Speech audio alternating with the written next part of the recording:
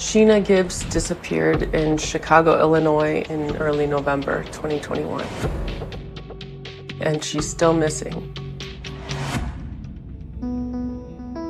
My name is Bethany, and Sheena Gibbs is my friend. I've known Sheena for over 20 years. Sheena was living in Chicago, Illinois, but she's actually from a small town in Iowa. My name is Lt.Joe Kelly, and Sheena Gibbs and I have been friends since we were children. I moved to Muscatine, Iowa in 1991. I was in the 7th grade, and Sheena was in the 6th. That's how we met. We were both 11 years old. We just loved each other. For the time we met each other, we just never missed a beat. We did everything together. We would go down to the Mississippi and skip rocks in the water. We loved the library, so we loved to read. We used to get in trouble a little bit too, but overall, everything we did, it was just always fun. She loved to dance. She loved those African dancers. She's just extraordinary. Then she moved to Chicago for college. She said that was really fun. She really liked that. I met Sheena in the early 2000s at college in Chicago. We were both in a psychology class together, and she was this beautiful, tall woman who carried this energy and was wearing a bright yellow shirt that said, "I am Black History." And I was wearing my Malcolm X shirt, and we both kind of just gravitated toward each other after class. She and I ended up starting a psychology club there and just spending a lot of time together and kind of forming this cluster of friends. My name is Sarah. Sheena Gibbs is my friend. I met Sheena in college. There was a group of us. We would study together, hang out on the beach, play board games, go to Moody's Pub, which has a great burger in Chicago. We sort of connected because Sheena had a passion for African culture. My first husband was African, so we sort of connected over that. We spent a lot of nights on the beach talking about our hopes and dreams, what type of careers we wanted to have, love, adventures, all kinds of things. For Sheena, the importance for her future was about giving back to this earth and to people. She's always been focused on finding a way to serve people who are suffering and marginalized communities. And that's why she picked anthropology and social sciences to study in school. She's super smart, always was super smart since I met her. She did all kinds of jobs. Sheena is definitely a motivator. Sheena's mom fell seriously ill in the fall of 2021.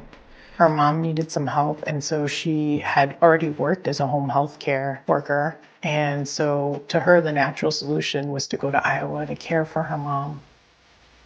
She loved her family. She knew her mom didn't want to be in a nursing home. Sheena was the one that helped her mom.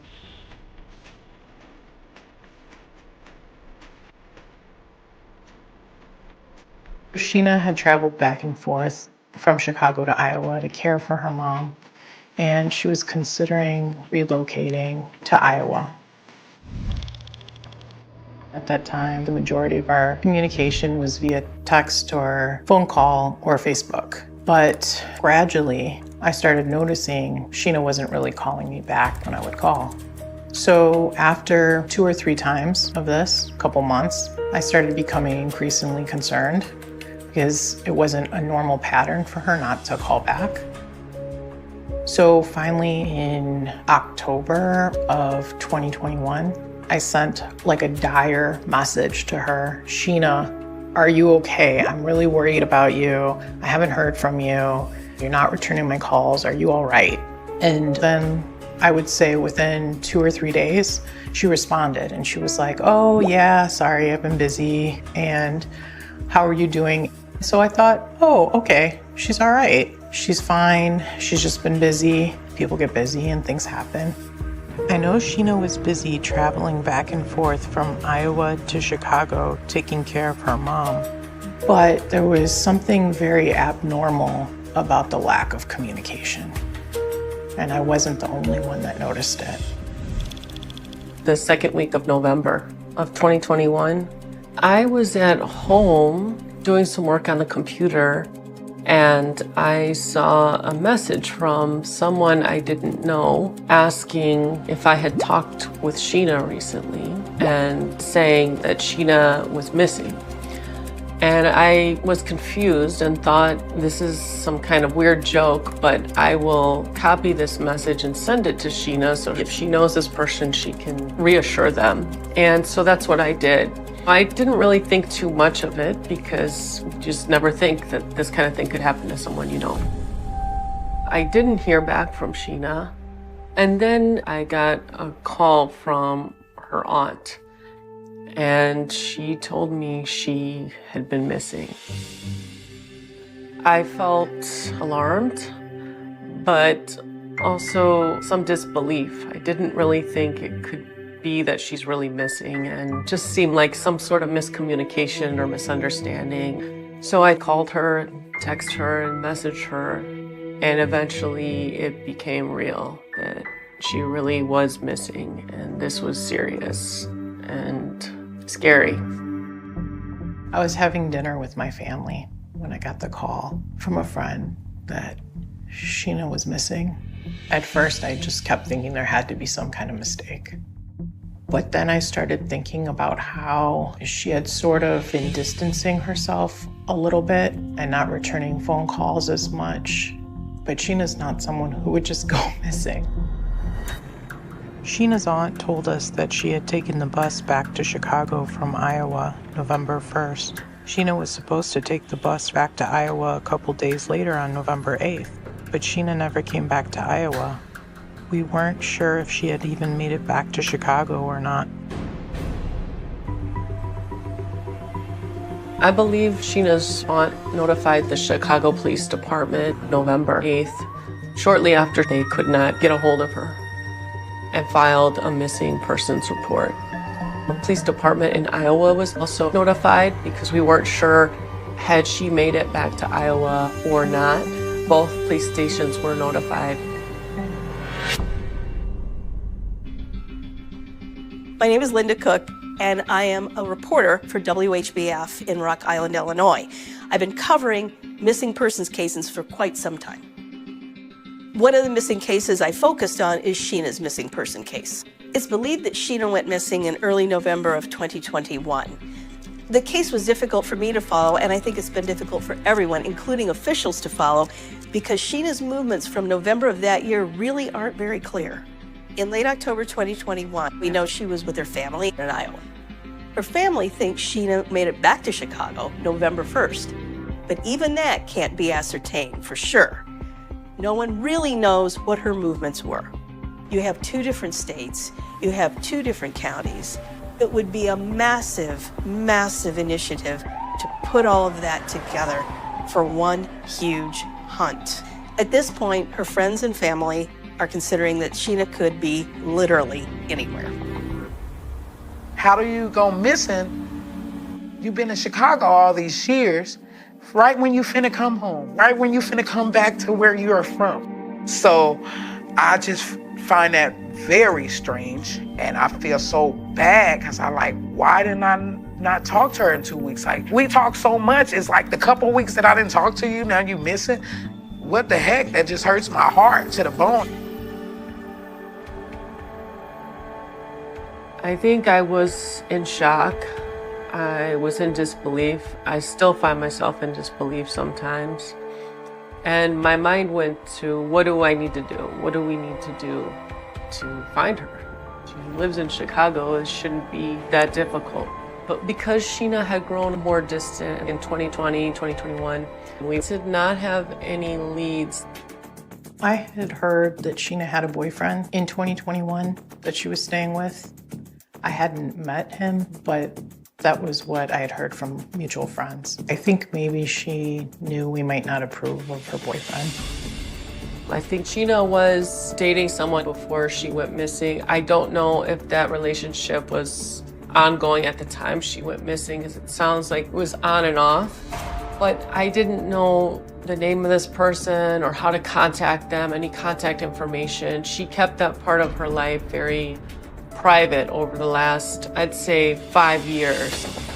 What does it mean when you have someone you're close to that you're hiding from the rest of the people that you're close to? Was there some kind of connection that the boyfriend had that Sheena was trying to hide?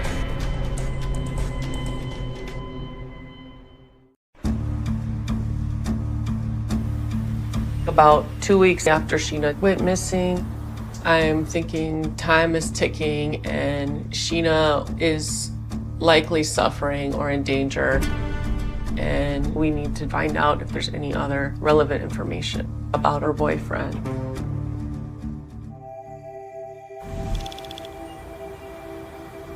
Years before she went missing, Sheena was diagnosed with cancer at 25. So it was a really difficult time for her, but she was determined to fight it, to push through. She was diagnosed with cervical cancer. She went through a very long and difficult battle with chemo and radiation, and she was pretty much on her own in Chicago through all this. Sheena was able to get a hysterectomy, and after a couple of years, Sheena finally went into remission. When we were 26, she had to get that hysterectomy. So she knew like right then, hey, I'm not never gonna be able to have kids. That was the only thing that probably set her down for a second. I think going through that battle with cancer did take a toll on her emotionally, and then beyond that, it may have left her a little depressed or emotionally taxed. And it was a slow process to regain her strength after that experience.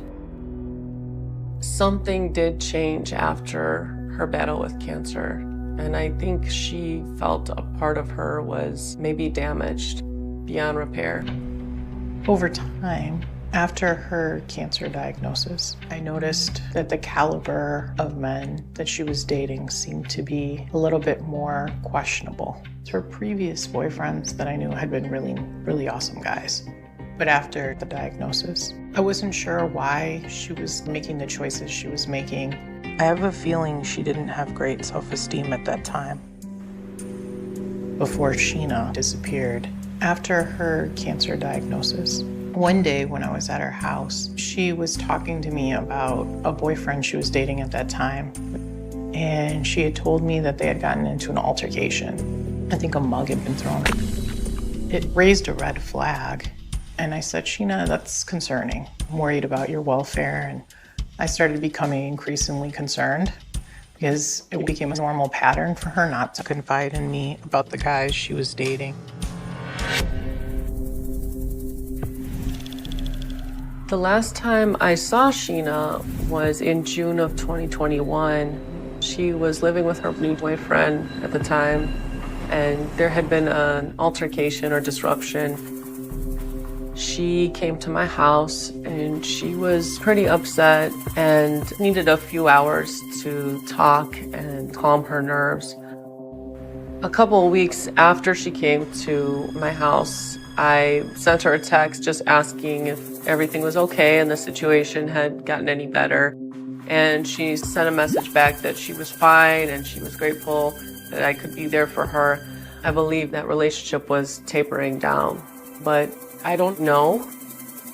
We realized that we knew she had this boyfriend, but we didn't know anything about him. No name, phone number, address. We needed him to help us, trying to figure out what's going on, trying to find out where Sheena is. Most of the time when there's a disappearance, police look at those closest to the victim first. And often suspects or persons of interest are family members, whether they are spouses, boyfriends, sons, daughters. It's possible Sheena was living with a boyfriend in the summer of 2021 and that possibly the relationship had become toxic, but we don't know this for sure. Domestic violence is also a possibility. Statistically, out of domestic violence murders, 70% are women who are murdered. And out of all female murders, 45% are murdered by someone they know, an intimate partner. So So we passed along that she may have been dating someone to the police, and that it seems like she may have been scared. Her latest boyfriend was the one that she obviously really liked him. It seemed like she really liked him. Now I figured maybe he was controlling. He was always barred, like, you know, how we talking on the phone. Our conversations kind of shortened up, but she didn't ever say anything wrong about that boy. Only thing weird to me about him, from my own personal view, is I just couldn't understand why he didn't reach out. That was my whole thing. I said to myself, it just seemed like it was too obvious to be him. But not saying that it's not. A person of interest is one thing, a suspect is another, and there has been nothing. There's still not enough evidence to lead police to a person of interest. At this point, we don't have any new leads, or if the police do, they're not sharing with us.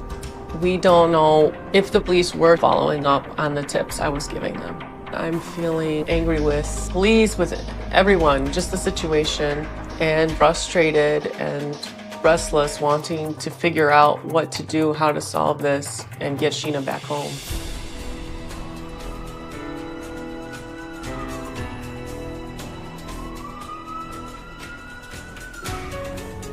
It seems like every element of this case that's known creates 1,000 more that are not, and the mystery seems to grow as the case grows colder.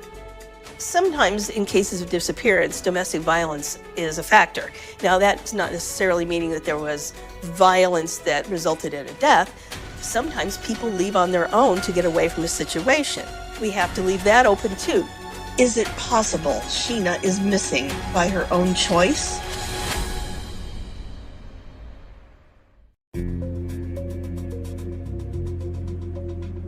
Sheena is not the type of person to run from problems or challenges or anything, to be honest. I don't see her running away. Her community was here, her family was nearby, and she loved both of those things. I definitely ruled out the possibility that Sheena ran away. Didn't happen. Sheena will never give up. She's a fighter. Someone asked me if I think maybe Sheena was scared, she's in hiding, or she ran away. But I actually believe, knowing Sheena, that she could have gotten herself into deep trouble by facing things head on and not running away. Because that was Sheena. Sheena always took things head on. I think Sheena did not leave voluntarily. I think someone took her against her will, or she's in trouble somewhere. I think Sheena would not be away from her family and friends by choice. So at the end of November, I'm feeling devastated for Sheena's family, devastated for myself, a lot of pain in my heart, missing my friend.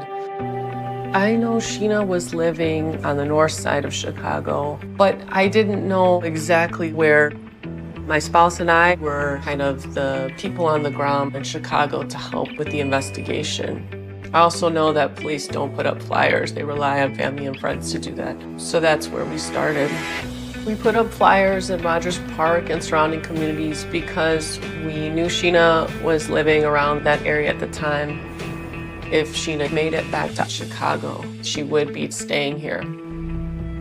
So we also created an email for tips along with the police phone number, and we put those up all over. After that, we started getting a lot of emails and questions from friends and people who knew her in the community, store owners, and some people who had actually seen her. Any tips we received, we forwarded to police in hopes that they would act on them. While we were looking for Sheena, a friend found out that she had had contact or sort of become friends with an Uber driver. We realized that he would be an important person to talk to. He might have more information about Sheena's whereabouts. He had given her rides to different places. They had also met up for lunch a few times. And when I first called him, he had said he'd last seen her about a month ago. In early November, he had dropped her off at a hotel called Greenleaf. And she told him she's going back to Iowa the next day. This was right before Sheena disappeared. We were really excited about this rideshare driver because We didn't know where she was, but now we have information that's pinpointing her whereabouts that November. Up until this point, we didn't know if she had made it back to Chicago. So we had a solid lead. We knew where she was staying. So it was a really good sign. I contacted the owners of Greenleaf Hotel, and they were able to confirm that Sheena stayed there the days before she went missing. Sheena was staying at the Greenleaf House November 1st through 5th, 2021. That would also confirm that she made it back to Chicago from Iowa. I believe Sheena was living with her boyfriend, so I'm not sure why she was at that hotel.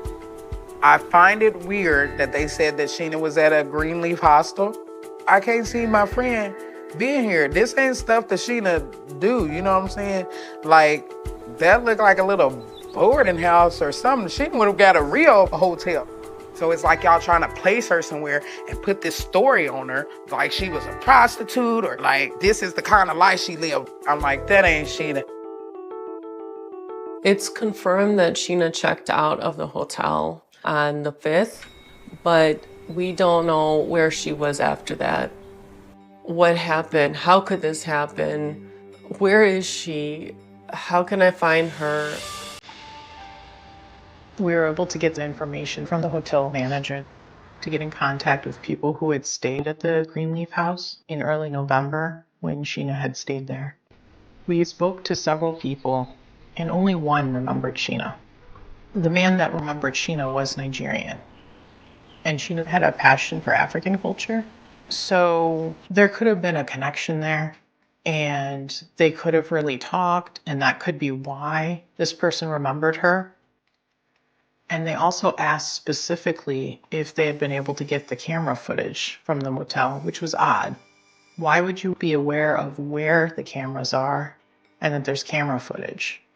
It seemed a little out of the ordinary, to say the least.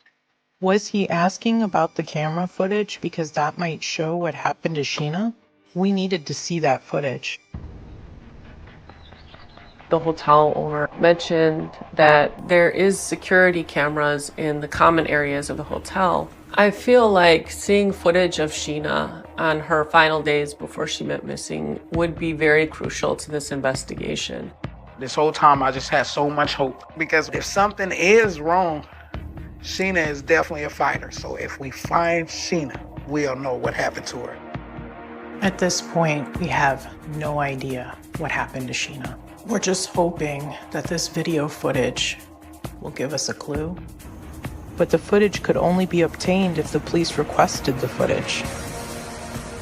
So there's a possibility now to see where Sheena was, when she was there, who she was there with, what was happening. Sheena didn't just disappear. Something happened to Sheena.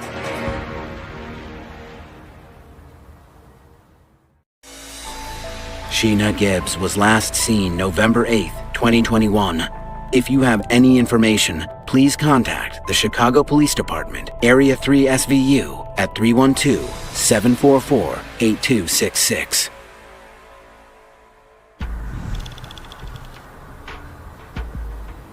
On December 17th, I called the detective and let her know that the Greenleaf Hotel had security cameras.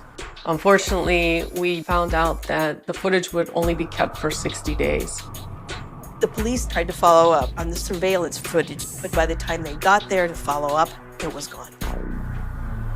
I think having this footage of Sheena would have revealed something about the case, something about what was on her mind or how she was feeling or who she was with even. We don't know, and this footage is now gone forever. And I'm steady calling Chicago Police Department, and I just never got nowhere. I try to just keep it to myself, I get a little angry when I talk about that because it just makes me angry sometimes, I just get upset. I have a lot of respect for the police. They're doing a job, and it's not an easy one. I would not want to do their job. That being said, in my opinion, there was gross negligence in this case. This footage could have provided answers, but now we'll never know. I know the police are very busy and I know they're likely understaffed, but It really felt like Sheena wasn't important to them, and her friends and family were doing more of the detecting than the actual detectives. I feel really angry that police did not take action. I wish they had contacted the hotel sooner. Everything that we learned about Sheena, we always passed on to the detective to make sure that they had any and every possible lead that could be helpful. But I felt like the police had given up hope. I felt like if the police aren't looking for Sheena, who's going to be looking for Sheena? Chicago can be one of the most beautiful places on earth, but it also can be very dangerous. In 2021, 3,000 Black and brown women went missing in Chicago that we know of. If the police did only that, maybe they could make a dent in those numbers, but they have so many other things to do that have to be done right away. Black women and girls make up more than a third of the nation's missing person cases. Mayor Lori Lightfoot saw the numbers, listened to the victims, and determined that fighting this shadow pandemic would require the full force of city government, not simply the cops and courts. Think about the state of policing right now. Police officers are few and far between, so there are fewer officers addressing what we call breaking news, whether it's a robbery, a burglary, a shooting. And those things that need to be addressed now make everything else take a back burner. I understand the police are overworked. I understand a lot of Black and brown people go missing. I get it. But dude, do your job. Like seriously, just do your job. I have, let's say, some unresolved anger at this point. It's a problem. It's a problem. It's a problem.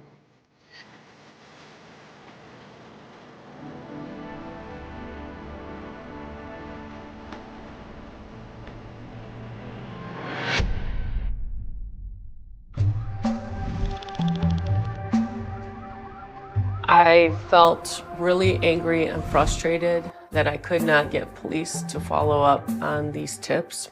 That's when we realized we need to take things further, and maybe the police don't have the resources or is not as invested in following up on this case as we once thought. So we tried to just take action to get people with higher status and higher publicity on board for Sheena's case. And we found the alderwoman of the Rogers Park area. My name's Maria Haddon. I'm alderperson here in Chicago's 49th Ward. This is where Sheena Gibbs lived before she went missing, November 8th, 2021. When Sheena went missing, her friends were very much involved in trying to elevate the case. A lot of times our detectives are overwhelmed with caseloads, and it can be difficult for them to prioritize, and they're being pulled in a lot of different directions. And so sometimes also having an alderperson or other community advocate reach out, offering to help, bringing more attention, or being a person that can help coordinate even that contact can make a really big difference. Alderwoman Maria Haddon has been very helpful in stepping forward and trying to get things rolling. When the alderwoman responded, she was able to put some pressure and get things going on Sheena's case a little bit more. Eventually, they did change the detective, so that was good. That's when we started getting a couple responses from Chicago Police Department. That's when they act like, okay, we're gonna act to be involved. They didn't have like 4 different detectives on this case that do nothing at all. Maybe, because I watch all these channels all the time, I said, and you watch these things, and it be that one cop that come that be really serious. It's this one detective just like, I won't stop until I find him. About 7 months after she had disappeared, to bring attention and bring awareness to Sheena's plight, Alderwoman Maria Haddon and artist Damon Lamar Reed were able to put together an event where he created a beautiful mural of Sheena, and we were able to bring awareness to the fact that she was missing. Damon Lamar Reed is part of the Still Searching project, and he painted the mural on the side of the Glenwood Bar in Rogers Park. Sheena loved Rogers Park and the Glenwood Bar. We're so grateful they opened their business up for this opportunity and to aid the cause in finding Sheena. Sheena Gibbs was last seen here in Rogers Park late last year. Her family hopes this mural will bring renewed attention to her case. This mural of Sheena was unveiled on May 22nd, 2022. Friends and family attended, the community attended, and it was really a beautiful event. He ended up painting a beautiful mural of Sheena, and there was a lot of media attention surrounding that, so that took the efforts and the action a step further. The day of the mural commemoration, dozens more people learned Sheena's story, and that mural is there so that people still know she's missing, and it contains information how you can get in contact. So we had different tips come in because of the mural. It was really, really amazing to see that people still cared, that people wanted to find Sheena. So in June of 2022, the police started asking if Sheena had any friends or associates in the Winthrop Harbor area in Illinois, because that was the last known ping on her cell phone on November 8th, 2021, which is the day she disappeared. My understanding is that it took 7 months for them to trace her phone. Something that I feel should have been done a lot sooner, but something that was probably being done at this point because of Alderwoman Maria Haddon and pressure that was being put politically on the police department. So when I got the call about Winthrop Harbor, I looked it up on Google Maps. I'd never heard of it, never been there, didn't know of any connection to Sheena to that area, but I saw that it was quite a drive away, about a couple hours away from Chicago. So I really was surprised that her phone had surfaced so far away. Police discovered that Sheena's phone had pinged in Winthrop Harbor. But just because it pinged there doesn't mean that's where she was. I just felt like, well, maybe we're finally getting somewhere. Maybe with this Winthrop Harbor thing and her cell phone, maybe that we're gonna find something. Maybe something new is gonna pop up. So I was sort of, in a way, almost optimistic because it was a lead. Oh my God, Sheena, where are you? She ain't dead to me. I have no reason to think she's dead because we don't get her. Just find her.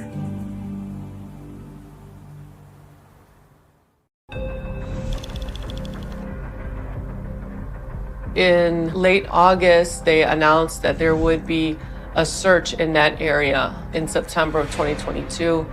Learning about the ground search was actually comforting, and in the fact that it showed me that police were still interested and were still working on this case and finding Sheena. Finally, we were finding a way to move forward. The police were requesting volunteers. They were going to do a search of the area in Winthrop Harbor where Sheena's phone had last pinged and the surrounding areas. The Winthrop Harbor search occurred on September 6th, 2022. A group of us came out to search for Sheena or anything that could have belonged to Sheena. They told us if you find anything in the woods that could belong to a woman or belong to Sheena, pull it out so they can let the dogs sniff it. So they went through several wooded areas with dogs, and we went through wooded areas and pulled out anything we could find. And the whole search culminated at an electronics recycling plant, which is where they thought the phone might have been tossed. The whole search took about 6 hours. It's my understanding that they never found the phone because the phones there are destroyed fairly quickly, after 3 days or something. I don't believe they discovered anything on that search. If the police did find something, they haven't released any information about it. After the search, I spoke with the detective and I asked her, can you tell us when is the last time that Sheena was with her phone, that we know she texted on it or she called on it? Was she with her phone in Winthrop Harbor? And the detective said, we don't know. The last known time we have Sheena utilizing the phone was November 8th, 2021 in Chicago. So it's unclear whether Sheena had ever been there herself, whether it was just her cell phone that was there, especially with so much time having passed between her disappearance and the ping of this phone. I think there were some hopes, but some slim hopes of maybe this being a good lead. And after the search, it seemed like that lead also was a dead end. So we have no way of knowing if the phone was in Sheena's hand when it pinged or if it had been tossed there. In my opinion, oftentimes the most likely scenario is the most obvious scenario. I think that if she was in a toxic relationship, that needs to be looked at. I know that recently some folks think that Sheena's disappearance might be related to some gang involvement that allegedly her boyfriend was involved in. Maybe he's just one of those hood, one of them hood people that's just, I don't mess with the police, because I'm thinking that's what type of person he is. Because I know people like that. I growed up in the hood. What we think of as gangs are really small, block by block, cliques almost. And more commonly, especially in a neighborhood like Rogers Park, a lot of it's really low level. In my personal opinion, I think it's unlikely gang involvement as a role specifically in her disappearance. Gangs are everywhere. They're certainly in Chicago. Now, do we know that there's a gang-related element to this case? Absolutely not, but we can't rule that out.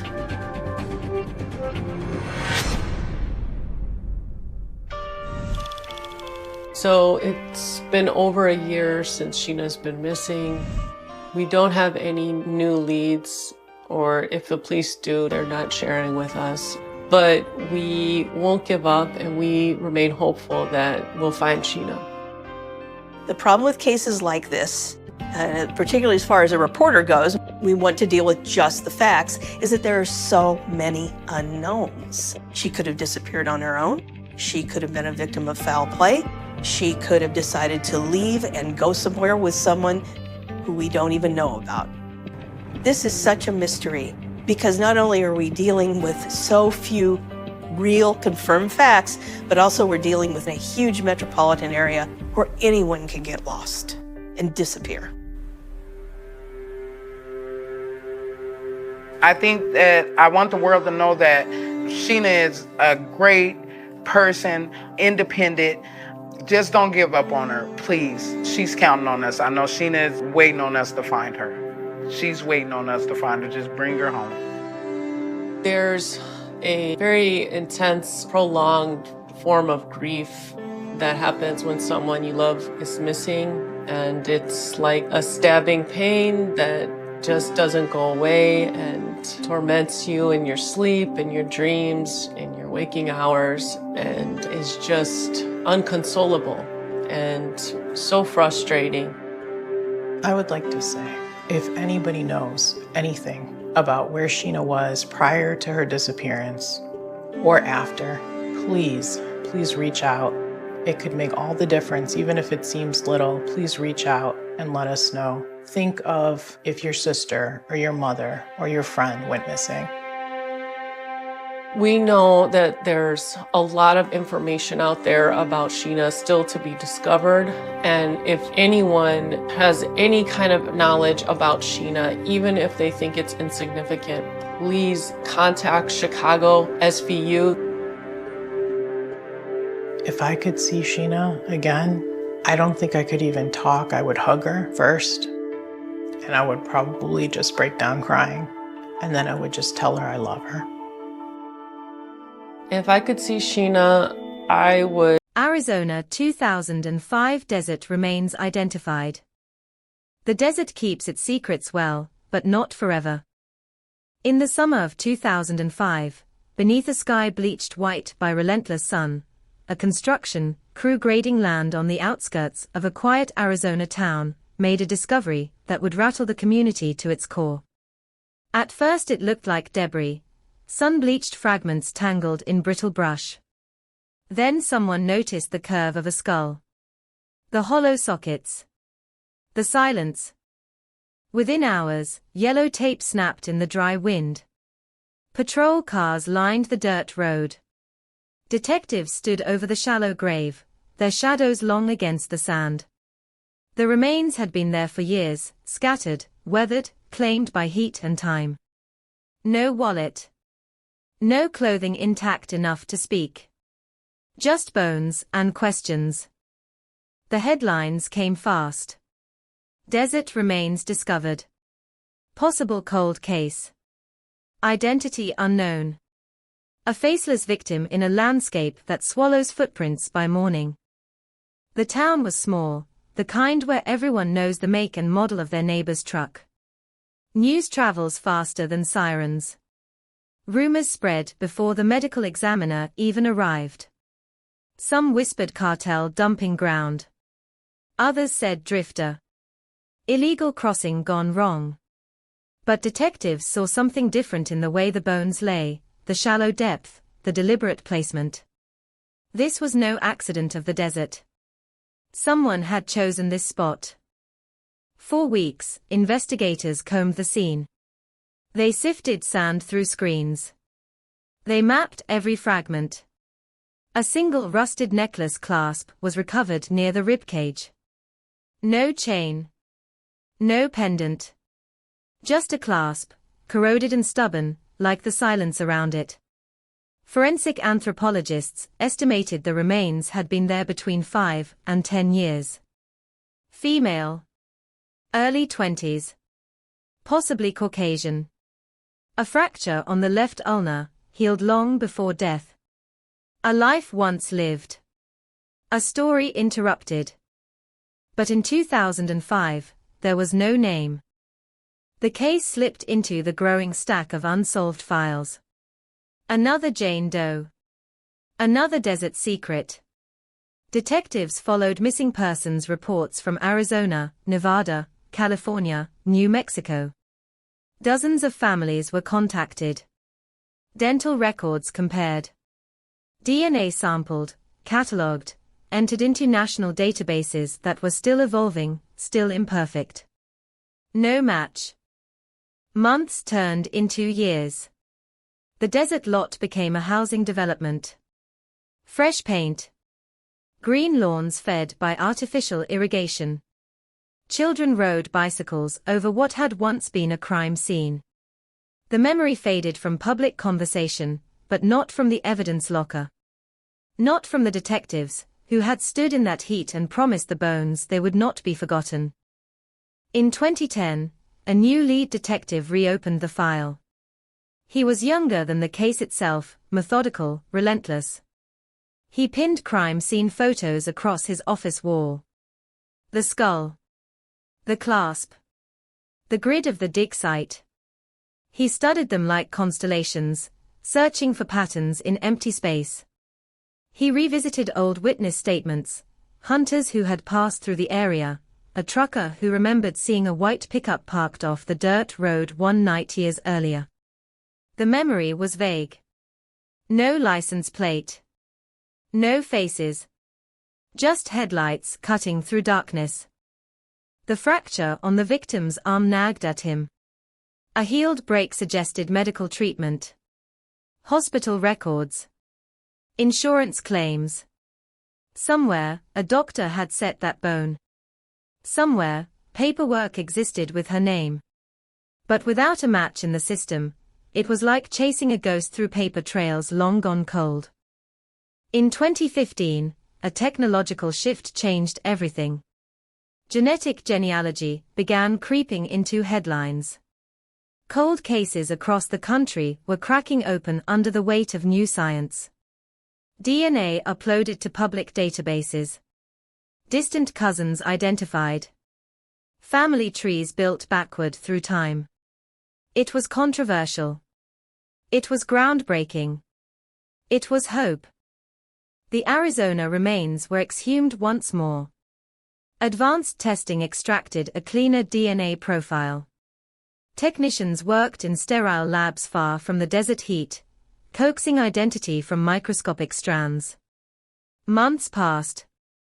Then a notification pinged in the detective's inbox, partial familial match. Third cousin, twice removed. A woman in the Midwest, who had uploaded her DNA to trace her ancestry, unaware she had just nudged open a door sealed for a decade.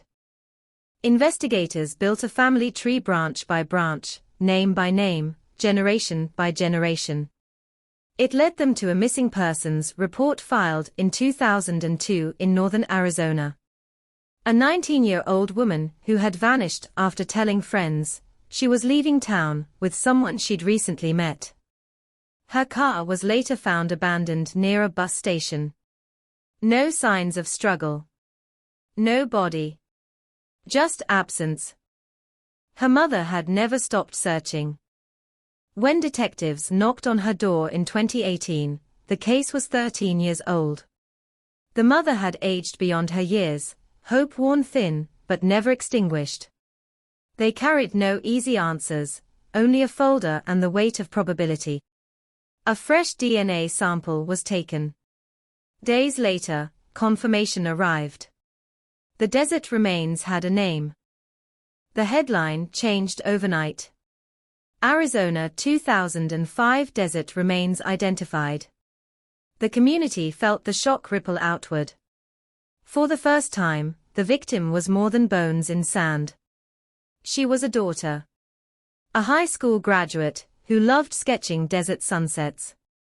A young woman with a healed arm fracture from a childhood skateboarding accident. She had laughed loudly, her mother said. She trusted too easily. But identification was only the beginning. The real question loomed larger than ever. Who had driven her into that desert, and why had they left her there? Investigators retraced her final weeks. Friends recalled a man she'd mentioned, older, charming, vague about his job. He drove a white pickup. The detail hit like a thunderclap in a clear sky. White pickup. The trucker's memory from years earlier resurfaced, no longer just a blur in a report. Detectives canvassed old acquaintances, searched employment records, dug through archived phone data long since dormant. Some numbers were disconnected. Some names led nowhere. Time had eroded the edges of memory. One former co-worker remembered the man's first name. Maybe. Or maybe it was a nickname. Another recalled an argument outside a diner days before she disappeared. Raised voices. Her saying she wanted out. Out of what, no one knew. The suspect pool narrowed, then widened again. A man fitting the description had moved out of state in late 2002. He had a minor record, assault, bar fights, but nothing tying him directly to homicide. Detectives tracked him down. He denied knowing her. Denied ever owning a white pickup, though DMV records showed he had registered one in 2001. He claimed he sold it before 2002. No bill of sale. No buyer remembered. Search warrants were executed. Old properties examined. Ground-penetrating radar swept yards now owned by strangers. Nothing. No additional remains. No buried weapons. The case surged in the media once more, then receded when no arrest followed. Identified, but killer unknown. The cruelest kind of update. Years layered on. The detective's hair grayed at the temples. The file thickened. Forensic reanalysis found microscopic fibers embedded in soil samples taken from the original grave. Synthetic, automotive in origin. Possibly from a truck bed liner. It was something, but not enough. Always not enough. Meanwhile, the desert remained indifferent. Winds reshaped dunes. Monsoon rains carved new paths through dry earth. Coyotes prowled under starlit skies, unaware of the history beneath their paws. The housing development expanded. New families moved in, some unaware that just beyond their backyard fences, a young woman had once been reduced to anonymity. The mother visited the site once, standing at the edge of the subdivision, staring toward where the shallow grave had been. She brought flowers though there was no marker. She spoke her daughter's name into the wind, as if daring the desert to return more than bones. She wanted a face to blame, a door to knock on, a trial to attend.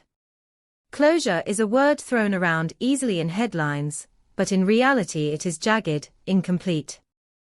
Detectives believe she knew her killer. The shallow grave suggests haste, not ritual. No bindings were found, no clear signs of prolonged captivity. Perhaps an argument escalated. Perhaps a moment of violence spiraled beyond control. Or perhaps something darker, more deliberate, calculated beneath the surface charm. The white pickup remains the phantom at the center of it all. Witnesses have aged. Memories blur. One swears the truck had a dent on the rear bumper. Another insists it had a camper shell. Records from that era are incomplete, paper trails fading like ink left in sunlight. The suspect still lives quietly, denying everything. No physical evidence ties him conclusively to the scene. Circumstantial threads weave a pattern, but not one strong enough to withstand a courtroom's glare. And so the case lingers in that uneasy space between solved and unsolved. A name restored. A family given partial answers. A killer, if he walks free, moving through the world under open sky. At night, when the desert cools and the wind softens to a whisper, it is easy to imagine the past rising with the dust. The headlights cutting across empty land. The crunch of tires over gravel. A young woman's voice swallowed by vastness. The hurried scrape of a shovel. The silence that followed. Cold case, the headlines once read. Then, remains identified. But beneath those stark words lies a deeper truth.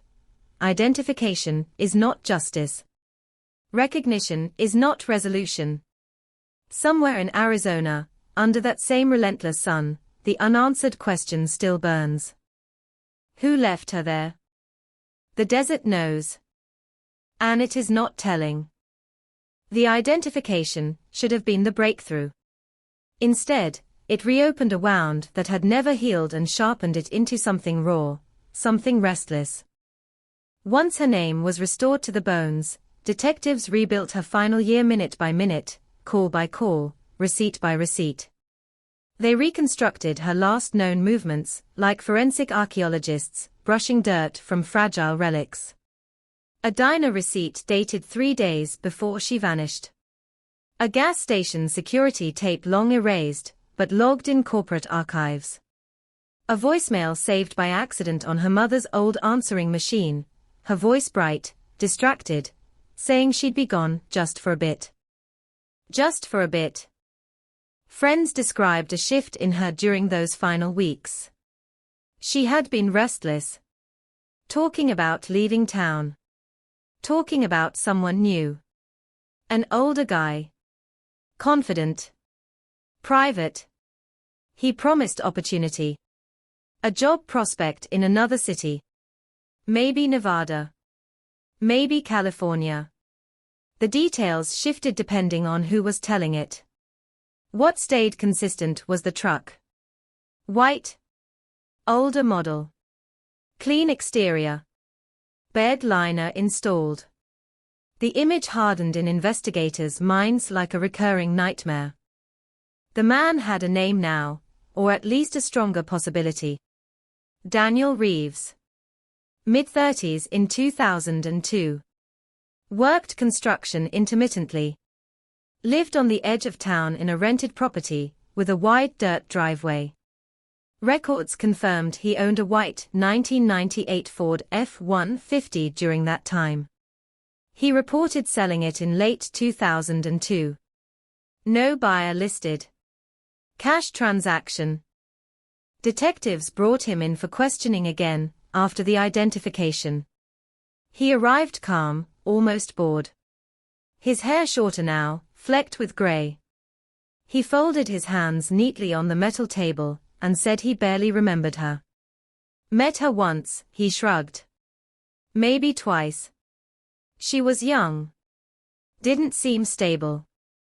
His eyes did not linger on the photographs placed before him, crime scene grids, the skull, the necklace clasp. He asked for a lawyer before the interview reached its second hour.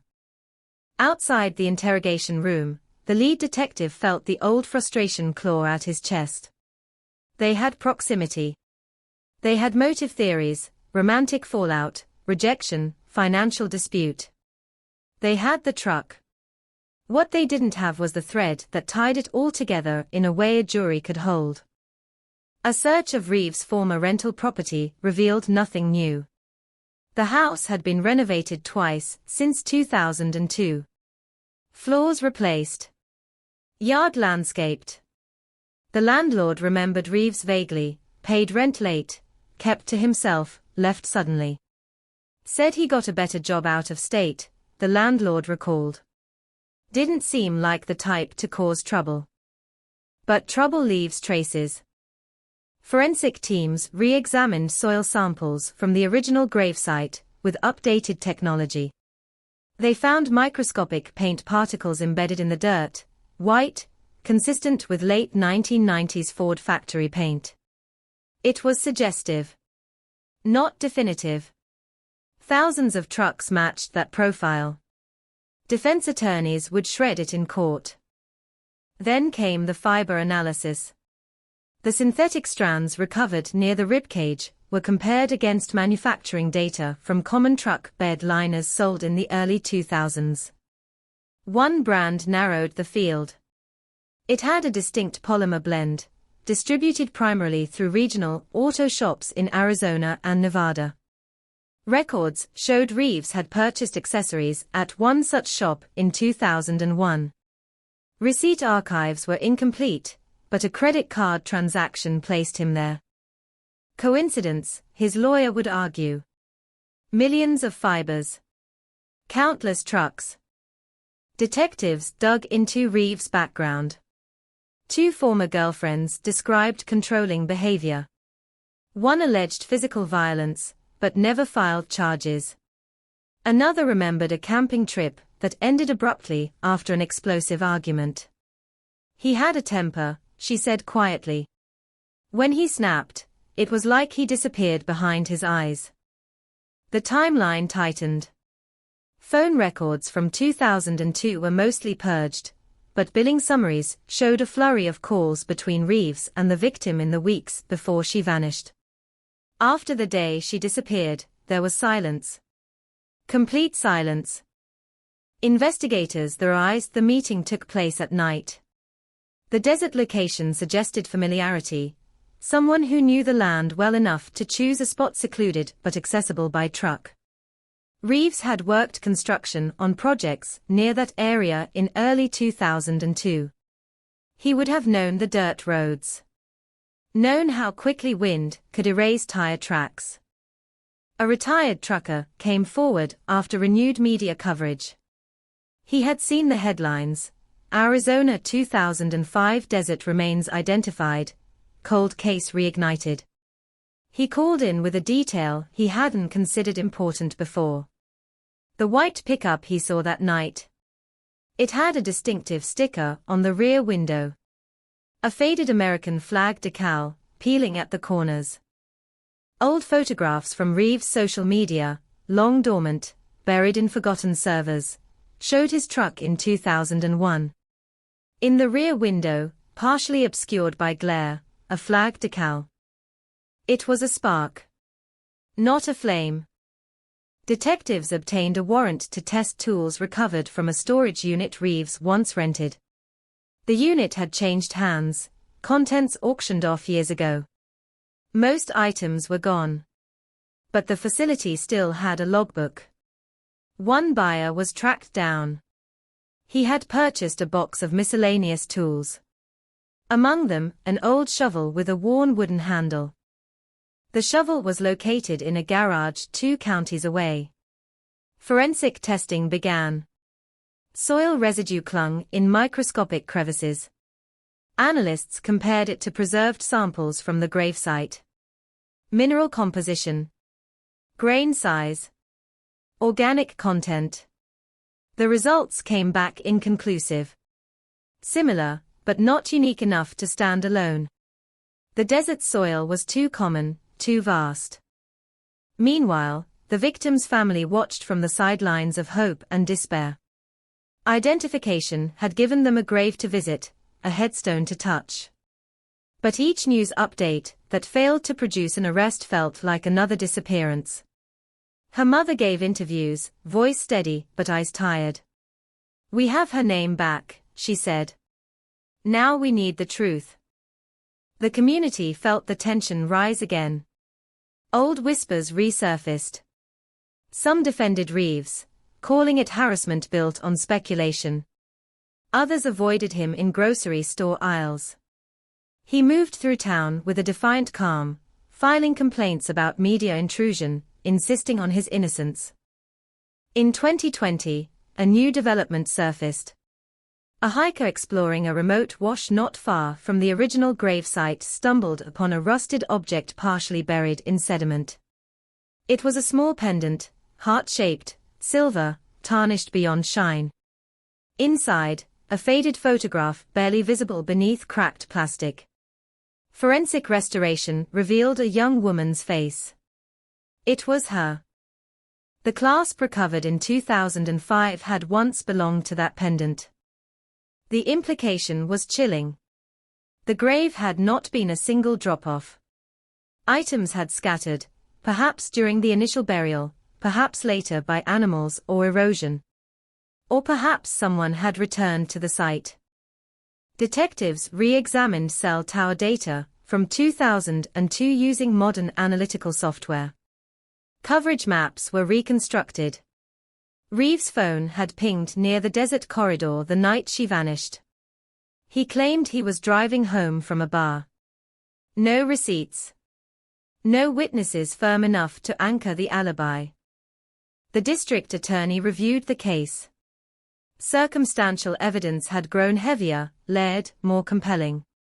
But still, no DNA linking Reeves to the remains. No eyewitness placing him at the burial site. No confession. The threshold for murder charges loomed high.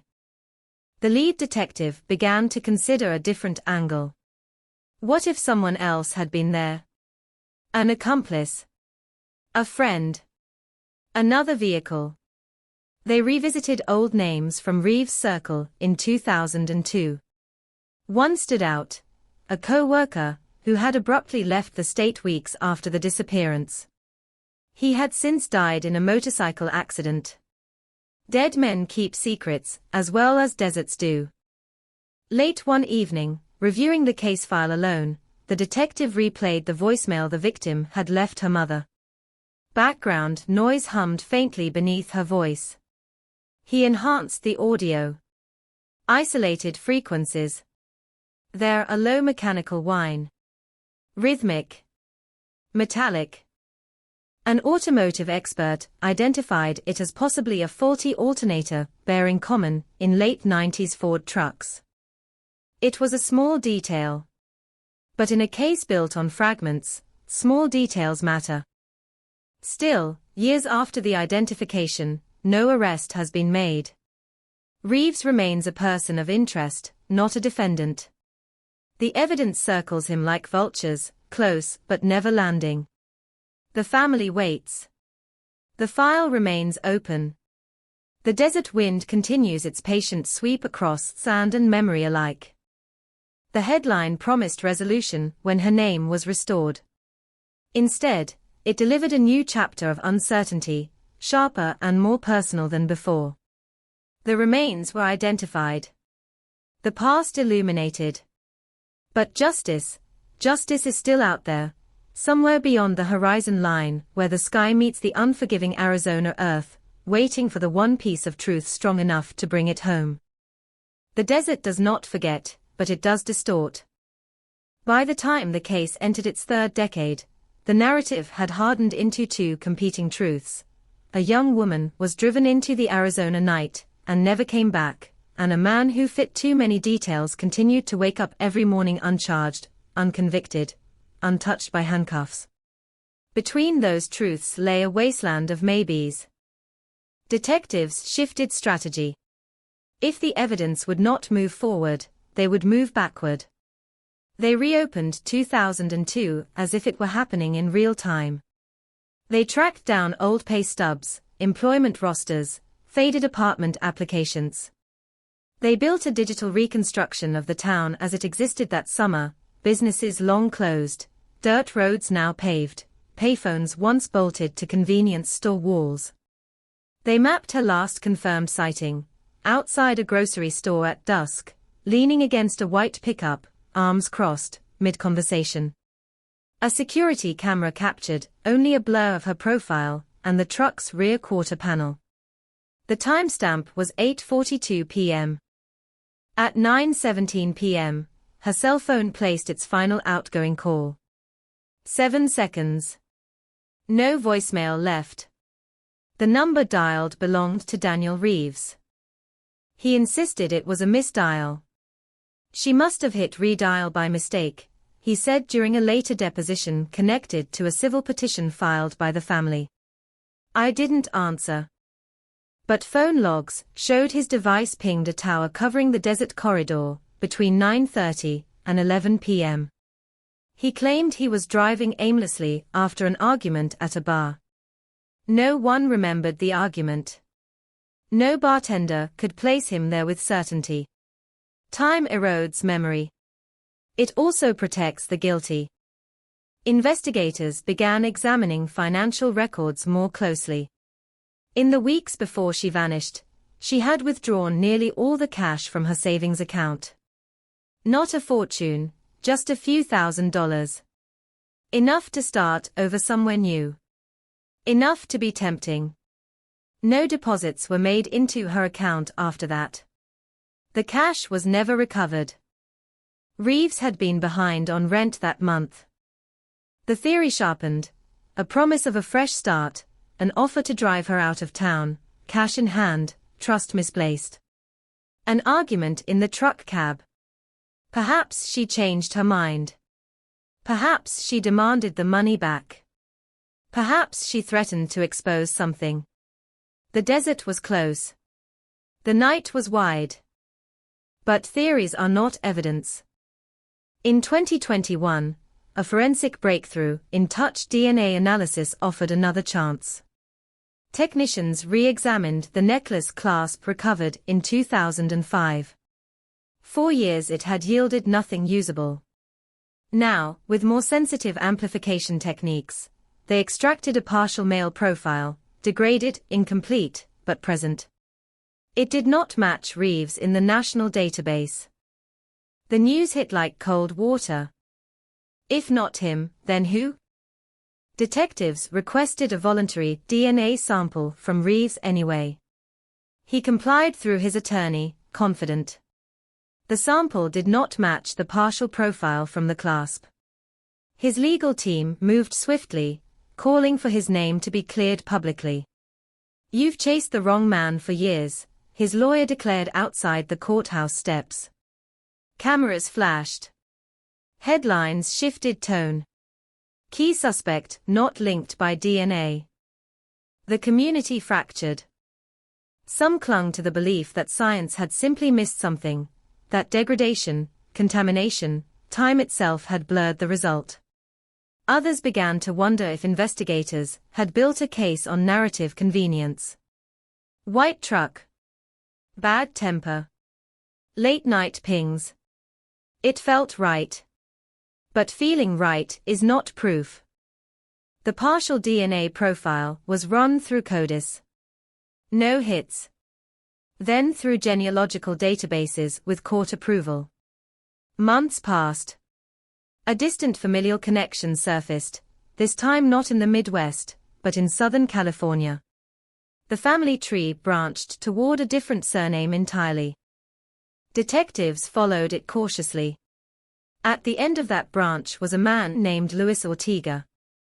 In 2002, he had worked at an auto shop in Arizona specializing in aftermarket truck accessories, including bed liners of the exact polymer blend found in the soil fibers. He had a minor criminal record, theft, probation violations. No violent felonies.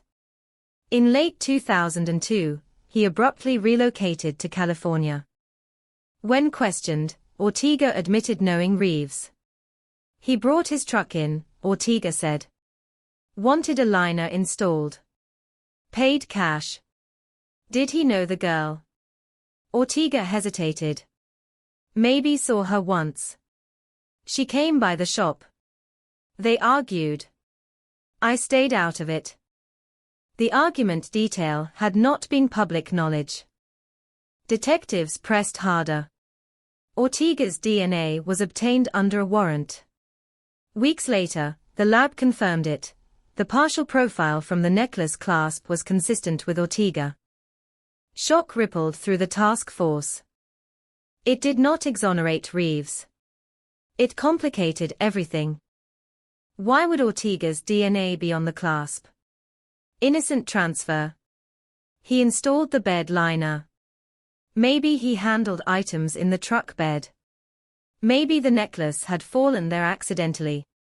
Or maybe he was more involved than anyone realized.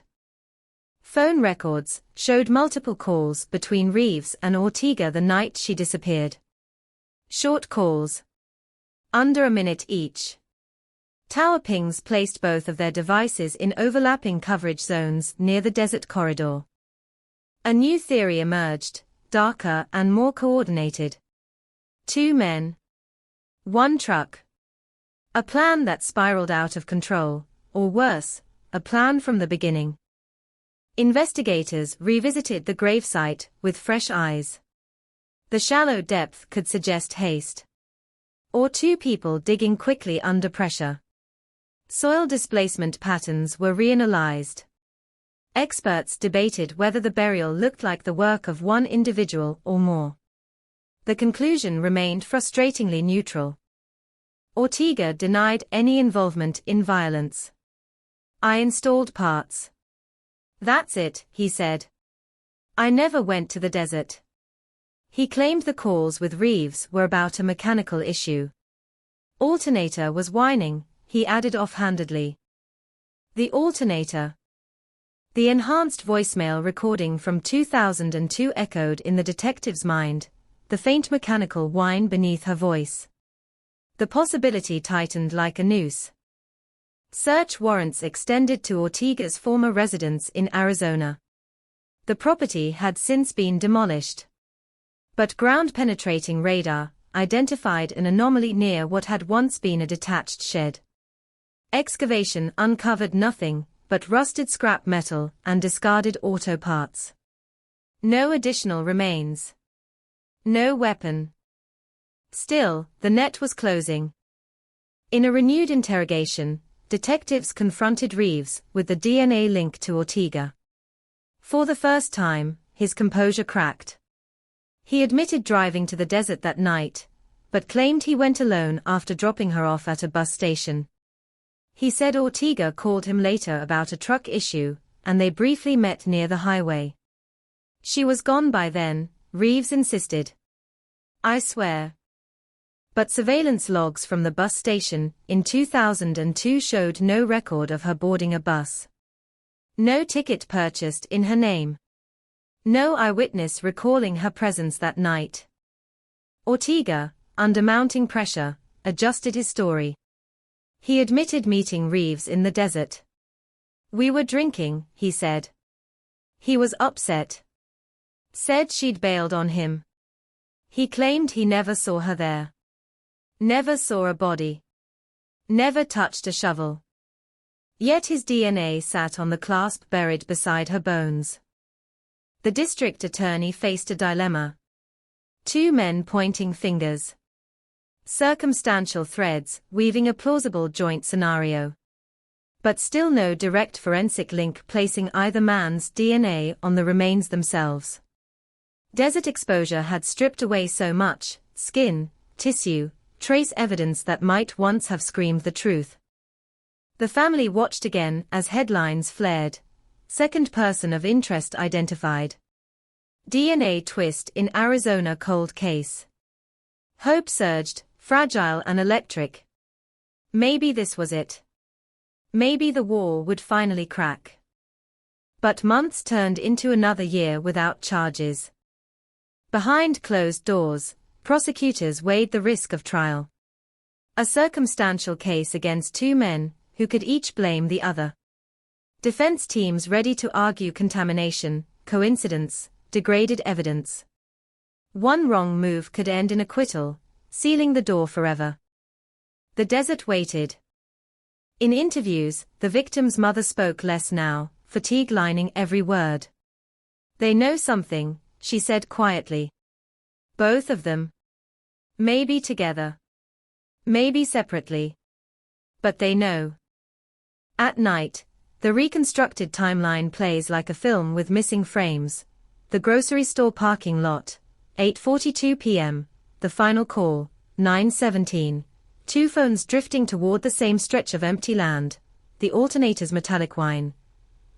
Sand crunching beneath tires. The shallow grave under a moonlit sky. Somewhere in that gap lies the moment everything changed. Was it a sudden eruption of violence inside the cab? A push, a strike, a panic? Or a calculated stop, pre-selected and rehearsed? Did she run? Did she scream? The desert would have swallowed it all. Now there are two men living with the weight of suspicion. Two sets of aging hands. Two versions of that night, each incomplete, each self-serving. And a young woman whose name has been restored, but whose final moments remain locked away. Arizona 2005 Desert Remains Identified was supposed to mark the end of anonymity. Instead, it exposed a deeper, more tangled mystery, one that stretches across years, across shifting loyalties and fading memories, across a landscape that offers no easy answers. The evidence is closer than ever. The circle tighter. The truth hovering just beyond reach. And still, no one has been arrested. The desert keeps its secrets well. But pressure builds. And secrets, no matter how deeply buried, have a way of rising back to the surface. Pressure does strange things to people. It makes some crumble. It makes others sharpen. By the time investigators entered year 19 of the case, the file had grown thick enough to feel like a physical weight. Two men. One identified victim. A desert grave that refused to surrender a final, decisive answer. The narrative was no longer simple. It was a web, Reeves at the center for years, Ortega emerging like a shadow from behind him, their stories overlapping just enough to be dangerous. Detectives decided to separate them completely, not just physically, but psychologically. Ortega was brought in first. A windowless interview room. Fluorescent hum. A recorder placed between him and the lead detective. No raised voices. No accusations at the start. Just time. You said you met him in the desert, the detective began quietly. What time? Late, Ortega muttered. After 10. 10:30. 11. Midnight. A shrug. I didn't check my watch. They let silence stretch. People rushed to fill silence. Ortega did. He called me. Said he was out there, drinking. Truck was making noise. I drove out. In what vehicle? My car. What kind? Toyota. Old Corolla. Records confirmed he owned one in 2002. But cell tower data showed only one vehicle's device moving deep into the desert corridor that night at 9:38 p.m., Reeves' phone. Ortega's device appeared closer to town until nearly 10:15. You said she wasn't there, the detective continued. But you knew they argued at your shop earlier that week. How? Ortega's jaw tightened. They argued all the time. All the time. Or that one time. He hesitated. A crack. He admitted something new. He had seen her get into the white pickup earlier that evening outside the auto shop. Reeves was agitated. She looked uncertain. I thought it was just a fight, Ortega said. Couples fight. They weren't a couple. Whatever they were. The word hung in the air. When confronted with the DNA on the necklace clasp, Ortega shifted again. He suggested he may have handled the necklace if it fell in the truck bed while he was installing the liner. Maybe it got caught on something. I tossed it back in. I don't remember. But the clasp had been found near her ribcage, partially buried beneath soil. Not loose in a truck bed. Not exposed to years of cargo movement. It had been with her. Meanwhile, Reeves watched the media narrative tilt.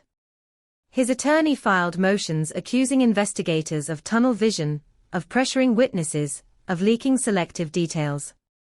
He agreed to another interview, this time on camera, controlled, polished.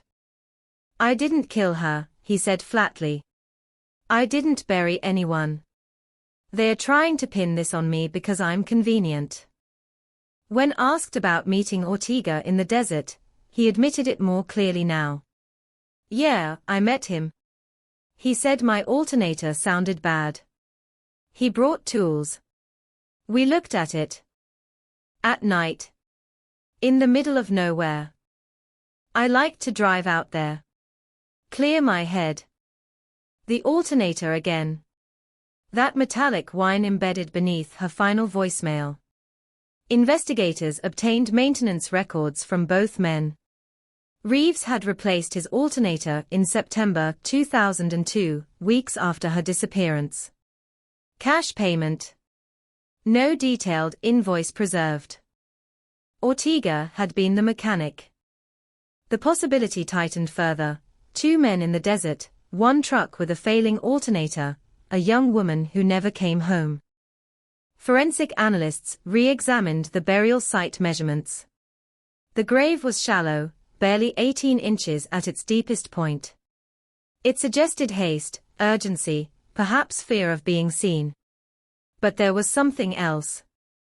The soil displacement pattern indicated the body may have been repositioned after initial placement. Subtle, but present. As if someone had adjusted the remains before covering them. That detail had gone unnoticed in 2005. Why reposition a body? To remove something. To check something. To take something back. Investigators revisited evidence logs. Her wallet had never been found. Neither had her cell phone. The cash withdrawn from her account was gone. If robbery had been a motive, it was thorough. But robbery alone rarely ends in a shallow grave in open desert. A former friend of Ortega came forward after renewed publicity. He described a late-night conversation in 2003, months after the disappearance. They had been drinking. Ortega had said, "Sometimes you do something and it follows you." When asked what he meant, he laughed it off. Just life, he'd said. At the time, it meant nothing. Now, it meant everything. Prosecutors convened a grand jury to review the growing mountain of circumstantial evidence. Witnesses testified in secret. Cell tower experts explained coverage maps. Forensic scientists described polymer fibers and degraded DNA. The victim's mother sat outside the courtroom doors, hands clasped so tightly her knuckles whitened. Inside, Reeves and Ortega each pointed at the other through their respective attorneys. Reeves' defense suggested Ortega had an independent connection to the victim, perhaps financial.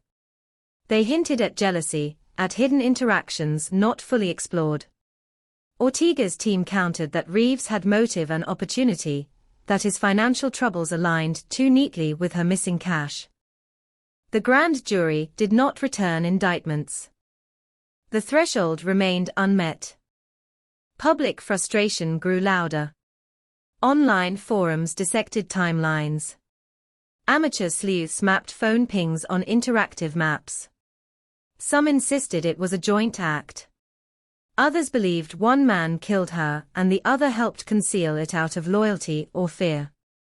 A smaller faction theorized a third, unknown presence, someone whose name had never surfaced. Investigators quietly examined that possibility as well. They ran the partial DNA profile through expanding genealogical databases again, as more users uploaded their ancestry information. The family tree connected firmly to Ortega's lineage. No branching toward an unknown third male. It was him, or contamination, so unlikely it bordered on impossible. Yet the absence of his DNA on the remains themselves gnawed at the case. Desert exposure destroys soft tissue, scatters trace evidence. Bones alone rarely carry clear answers unless handled directly. If gloves were worn, if contact was limited, if time and heat did their relentless work, then what once was obvious could be erased.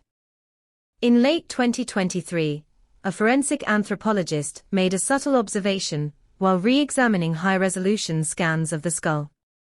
A hairline fracture near the temporal bone. Previously attributed to post-mortem environmental damage. But under new imaging, it appeared more consistent with blunt force trauma occurring near time of death. The weapon was never found. If the fracture was perimortem, it suggested violence decisive and sudden. A strike inside a confined space, like the cab of a truck. A blow delivered in anger, or fear, or calculated intent. Detectives confronted Reeves with the new finding. He stared at the image longer than before. "You can't prove when that happened," he said finally. His voice was steady, but his fingers tapped once against the table. Ortega's reaction was different.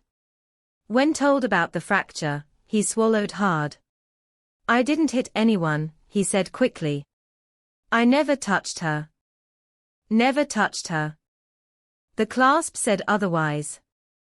Behind the scenes, prosecutors considered a risky move, charging both men with conspiracy to commit murder, forcing the narrative into court, and letting a jury untangle the threads. But conspiracy required clearer proof of agreement, coordination beyond coincidence. Phone calls alone were thin. Shared presence in the desert was suspicious, not definitive. The victim's mother aged further under the weight of waiting. She had buried her daughter once. She feared she might bury the case too. The desert subdivision expanded again, new streetlights casting artificial glow over land that once knew only moonlight. Children played basketball on driveways poured over what had once been silence and sand. Life continued, indifferent. But beneath that asphalt lies a truth that refuses to settle. Two men who cannot fully explain their movements. A necklace clasp carrying one man's DNA. A truck with a whining alternator. A shallow grave adjusted after burial. Missing cash. A skull bearing a fracture that may be the final punctuation mark of her life. The case stands on a knife's edge. Not cold. Not solved. Suspended. And somewhere between memory and evidence, between accusation and proof, the night of her disappearance still waits to be fully spoken aloud. By the 20th year, the case had stopped being just an investigation. It had become a presence. A shadow that followed careers, strained marriages, haunted sleep. Detectives retired with it unresolved. New ones inherited it like an unfinished sentence. The fracture on her skull changed the internal tone of the task force. Before, there had been room, however small, for ambiguity. An overdose concealed. An accidental fall escalated by panic. Now the possibility of blunt force trauma reframed everything. Violence was no longer theoretical. It was intimate. Close range. Personal. The medical examiner's updated report was cautious but firm. The hairline fracture, along the temporal bone, was consistent with a concentrated impact delivered by a hard object. Not a fall onto open desert sand. Not post-mortem animal activity. Something deliberate. Something forceful. Inside the cab of a truck, space is tight. An argument can turn physical in seconds. A metal flashlight. A tire iron. Even the edge of a dashboard under momentum. Detectives reconstructed the interior of a 1998 Ford F-150 down to the inch. They tested impact angles. They mapped how a passenger seated on the right could sustain a blow from the driver's side, or from someone leaning in through an open door. They considered whether two men could have been present in that confined space at the same time. The reenactments were clinical. Cold. But every scenario ended the same way. The fracture made sense inside that truck. Reeves was called back again. You replaced the alternator weeks after she disappeared, the detective said evenly. Why? It was failing. You met Ortega in the desert that night. Yes. You argued with her earlier that week. Couples argue. You weren't a couple. Reeves exhaled sharply. We were seeing each other. The shift was subtle but significant. 4 years he had minimized the relationship. Now it had weight. Emotional investment. Potential volatility. What were you arguing about? The detective pressed. Money, Reeves said after a pause. The room went still. He claimed she owed him for gas, for plans they'd discussed about leaving town together. He said she had second thoughts. Said she wanted to keep her savings and stay. I felt used, he muttered. Used. Investigators did not need him to say more. Motive, thin but real, slid into place. But motive alone does not convict. They turned to Ortega again, this time confronting him with Reeves' admission of a financial dispute. Ortega's face tightened. That's between them, he said. I wasn't part of that. You were part of something, the detective replied, placing a photograph of the necklace clasp on the table. Your DNA was buried with her. Ortega stared at the image longer than he had before. When he finally spoke, his voice had lost its earlier defiance. I didn't kill her, he said quietly. But I shouldn't have gone out there. Silence. What happened? The detective asked. Ortega rubbed his temples. He called me. Said he needed help. Said something went wrong. Wrong how? He wouldn't say. Just told me to come. What did you see when you got there? Another long pause. His breathing shallow. A truck. Headlights off. He was standing outside. Pacing. Anha. Ortega's jaw worked as if chewing something bitter. She was in the passenger seat. Alive? I don't know. It was the closest anyone had come to a crack in the wall. Under pressure, Ortega admitted he helped move her. He claimed she wasn't breathing when he arrived. Claimed Reeves was panicking, saying it had been an accident, that she'd hit her head during a fight. Ortega said he told him to call 911. Reeves refused. He said his life would be over. Instead, they drove deeper into the desert. Ortega described digging in darkness, using a shovel from the truck bed. The ground was harder than expected. The alternator whine punctuated the silence every time the engine idled. He said he wanted to leave. Wanted nothing to do with it. But he stayed. Why? Because I was already there, he whispered. Because I was stupid. Detectives pressed for specifics. Who struck her? With what? Ortega insisted he never saw the blow. Claimed Reeves said she lunged at him while the truck was moving, that he swerved, that her head hit something hard. An accident spiraling into concealment. But the fracture pattern suggested a focused strike, not a random impact from a dashboard during a swerve. "You helped bury her," the detective said flatly. Ortega nodded once. The admission was seismic, but fragile. He recanted hours later after consulting his attorney, claiming coercion, exhaustion, confusion. The official record became muddied. Defense teams moved to suppress the statements, arguing improper pressure.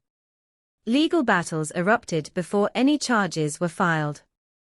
Still, investigators now had something tangible, a version of events placing both men at the burial site together. Reeves was confronted with Ortega's partial confession. "He's lying," Reeves snapped. For the first time, anger overtook composure. "He's trying to save himself. He said you panicked. He's the one who suggested burying her." The blame shifted, back and forth, each accusation strengthening the case that both men were involved in concealment at minimum. Prosecutors recalibrated. Even if proving who delivered the fatal blow remained uncertain, there was growing evidence of conspiracy to conceal a body, obstruction, possible manslaughter. The statute of limitations did not shield homicide. But a new obstacle emerged: credibility. Ortega's confession, then retraction, would be torn apart at trial. Jurors would see a man changing his story under pressure. Reeves' defense would argue fabrication, desperation. Without independent corroboration, without physical evidence placing either man's hands on the weapon or the body, the risk remained immense. Investigators returned to the truck. The original vehicle was long gone, sold and resold, eventually scrapped. But they tracked down its VIN history. The salvage yard records showed it had been crushed in 2008. Before crushing, parts had been stripped. One of those parts, a passenger side interior door panel, had been sold to a buyer restoring an older model Ford. That buyer was located in rural Nevada. The panel still existed, mounted in a half-restored truck sitting in a barn. With the owner's cooperation and a warrant, forensic teams removed it for testing. Years of handling, environmental exposure, and refurbishment had degraded potential evidence. But in a seam near the upper frame, investigators detected trace biological material invisible to the naked eye. It was sent to the lab. Weeks passed like suspended breath. The result: degraded female DNA. Insufficient for a full profile, but consistent with the victim's mitochondrial DNA line. It was not definitive proof of blood from a fatal strike. It could have been secondary transfer from casual contact. But paired with the skull fracture, it painted a darker picture inside that cab. The district attorney moved forward. In a press conference that shook the town once more, charges were announced: second-degree murder against Daniel Reeves, conspiracy to commit murder, and unlawful disposal of human remains against Luis Ortega. Handcuffs clicked shut nearly 21 years after the desert swallowed her. But arrests are not convictions. Reeves maintained the death was accidental at most, insisting he never intended harm. Ortega's defense argued he arrived after the fact, manipulated by a panicked friend. The courtroom would become the battleground where 2 decades of dust and doubt would collide.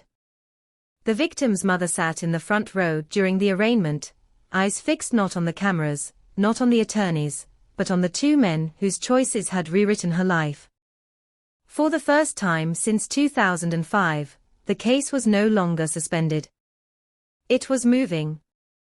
But as the wheels of justice began to turn, one truth remained uncertain, hovering like heat above desert asphalt. Was it rage? Was it fear?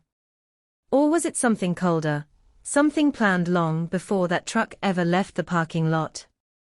The desert had given up a name. Now the courtroom would demand the rest. The arrests felt like thunder after a drought, loud and electric, but the air did not clear. It thickened. Daniel Reeves entered the courtroom in a pressed suit, wrists briefly cuffed before being released on bond pending trial. Luis Ortega followed, thinner than in his old booking photo, eyes darting toward the gallery where cameras waited. The victim's mother did not look away. Not once. Prosecutors laid out the spine of their case in stark language: financial motive, escalating argument, blunt force trauma inside a confined vehicle, coordinated concealment in the desert. 2 men. 1 decision to bury instead of call for help. 21 years of silence. The defense dismantled it piece by piece. Reeves' attorney argued the fracture could not be definitively timed. The desert is harsh, he told reporters. Heat, scavengers, shifting soil. Science is not infallible. He framed Reeves as a flawed man, yes, but not a killer. A man who panicked when faced with a tragic accident. Ortega's legal team pushed harder. They sought to suppress his partial confession entirely, citing coercive interrogation tactics. They argued his DNA on the necklace clasp was the result of innocent transfer at the auto shop. Touch DNA travels, his attorney said. It does not tell a story. It only whispers possibility. Pre-trial hearings stretched for months. Inside one hearing, the forensic anthropologist took the stand to explain the skull fracture. High-resolution images flashed on courtroom monitors. The hairline crack, subtle but unmistakable under magnification, traced a thin arc along the temporal bone. Is it consistent with a fall? The defense asked. It is less consistent with a fall onto sand, the expert replied carefully. It suggests a concentrated impact. Suggests, the attorney repeated. Not proves. Correct. Forensic science rarely deals in absolutes. That word, rarely, hung in the room like dust. The alternator detail resurfaced during motions. The enhanced voicemail played in court for the first time. Her voice, young, casual, unaware, filled the room. Beneath it, faint but rhythmic, the metallic whine investigators had obsessed over for years. An automotive expert testified that the sound aligned with a failing alternator bearing common in late 1990s Ford trucks. Reeves' replacement records from September 2002 were entered into evidence. Ortega's connection to the repair was noted. The defense countered, thousands of vehicles share similar sounds. Coincidence masquerading as pattern. Then came the cell tower data. A digital map illuminated the courtroom wall. 2 phone signals drifting toward the same desert corridor, within a narrow window of time. Reeves' device first. Ortega's later. The prosecution argued it supported Ortega's initial admission, he was summoned after something had already happened. Ortega's attorney objected. Coverage zones overlap widely, he argued. This is not GPS. It is approximation. Approximation. Suggestion. Consistent with.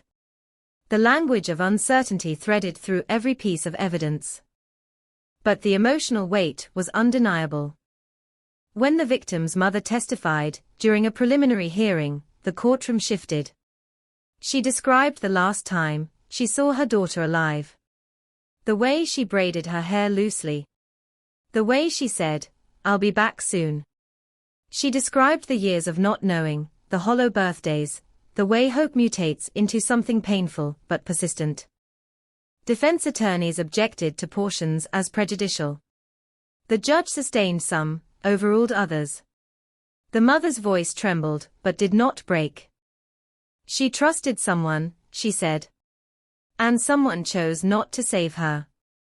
The judge ultimately ruled Ortega's initial admission partially admissible, though the jury would be instructed to weigh its credibility carefully given the subsequent recantation. It was not the sweeping victory prosecutors wanted, but it was enough to proceed.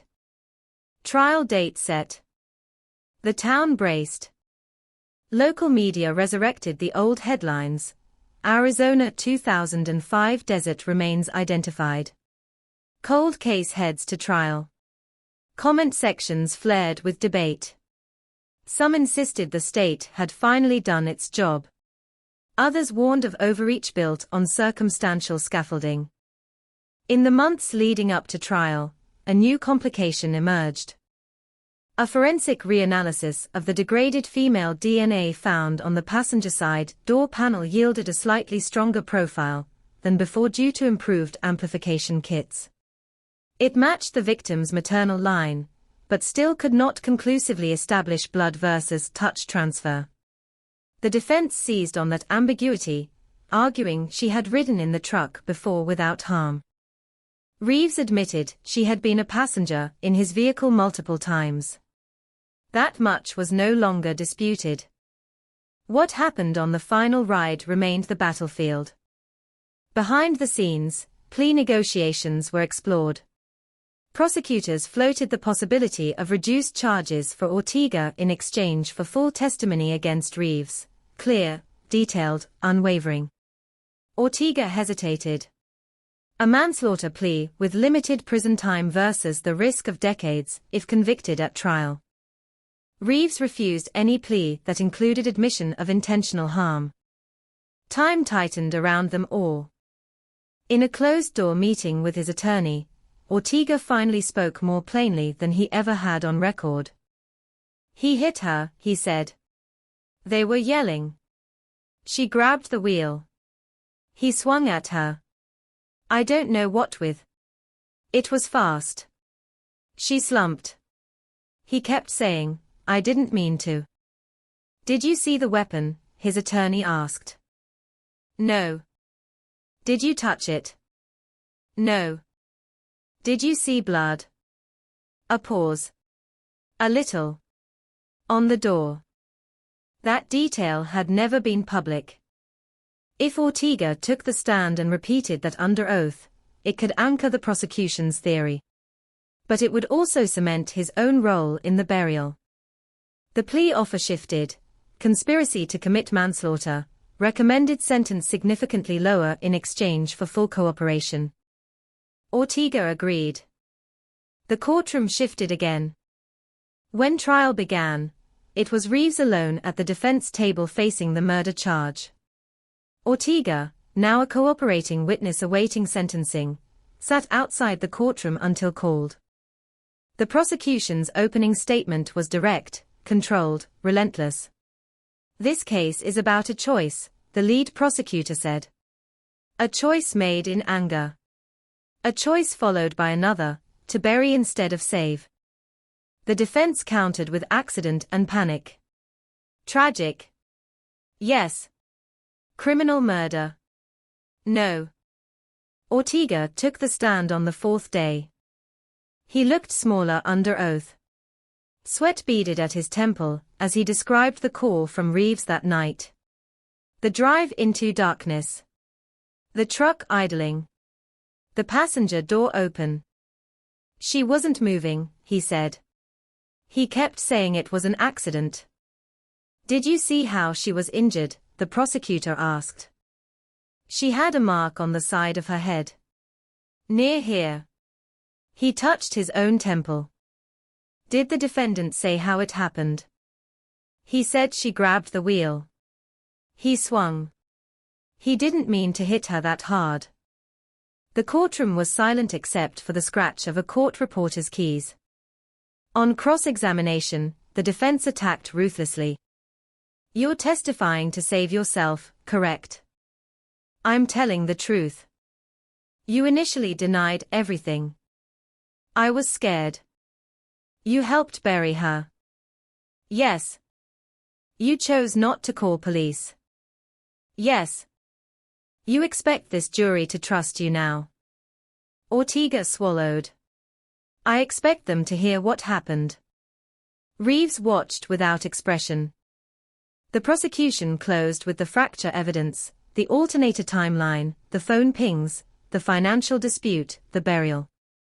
A mosaic built from fragments. Not perfect. But coherent. The defense reminded jurors that no one saw the blow. No weapon was recovered. No definitive blood evidence proved intent.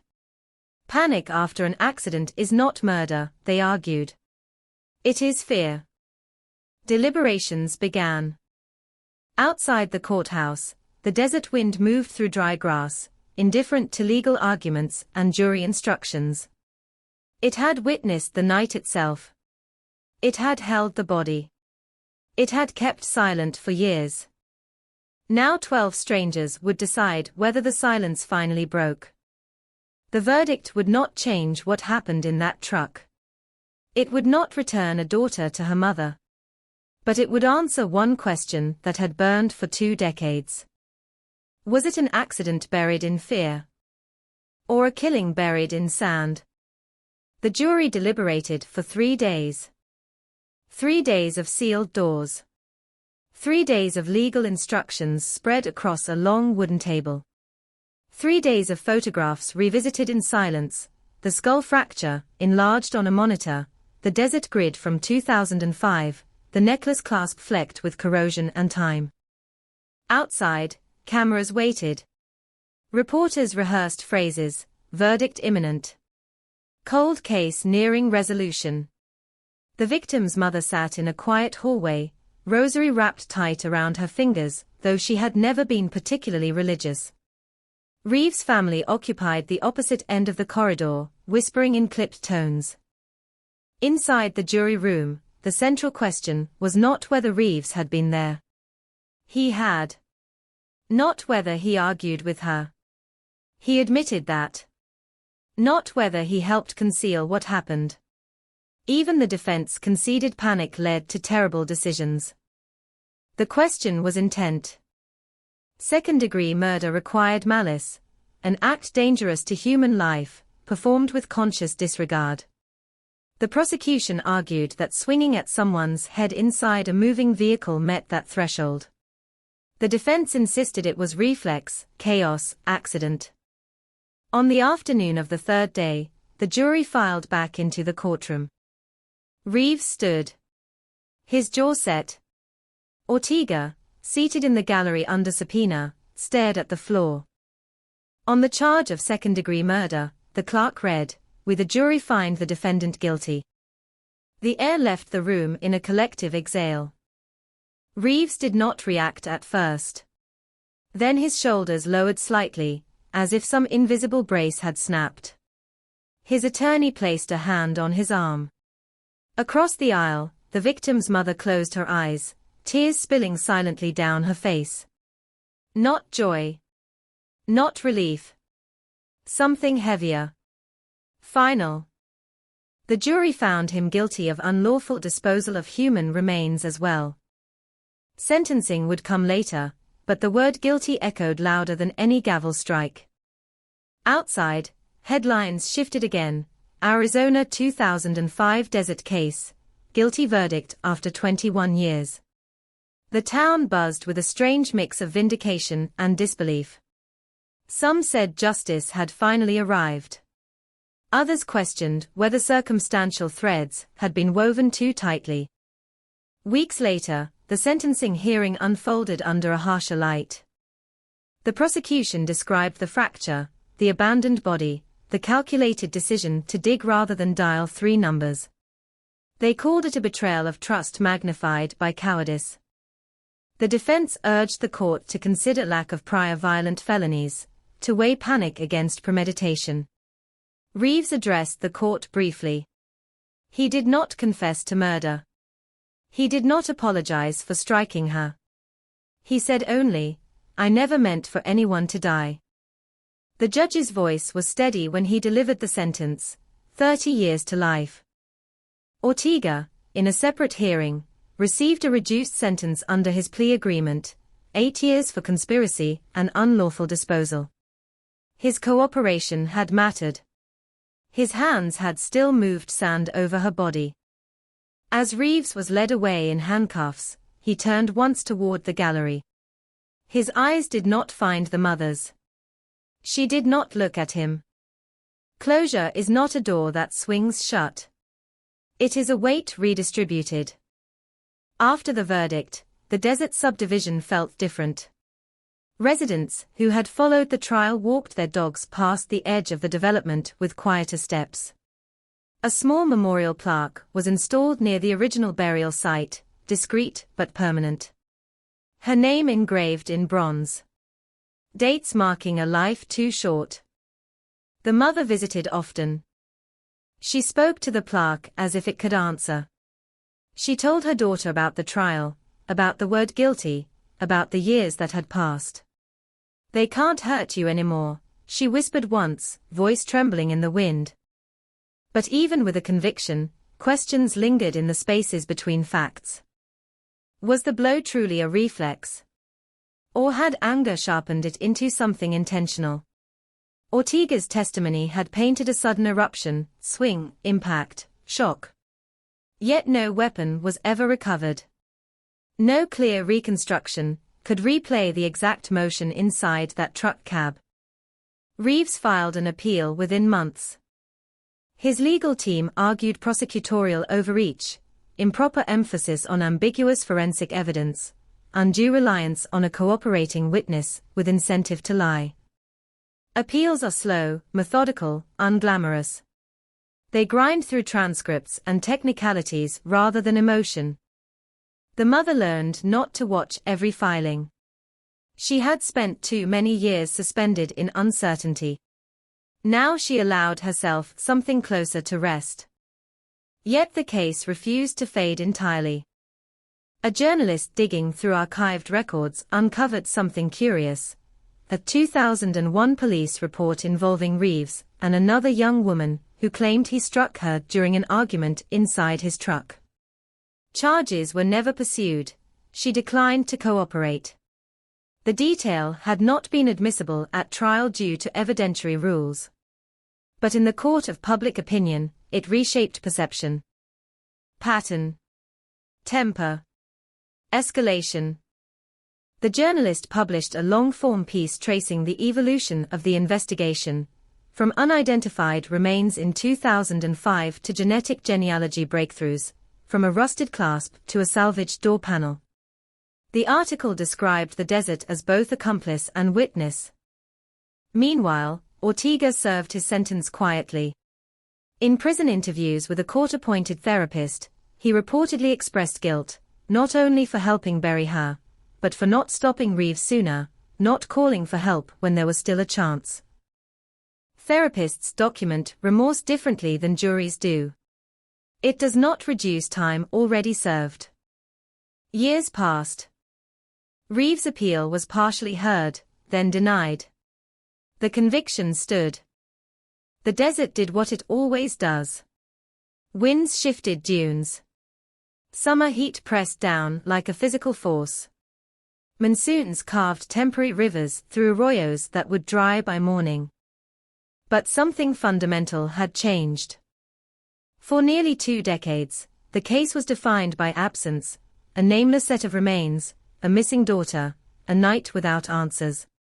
Then it was defined by suspicion, 2 men circling blame around each other.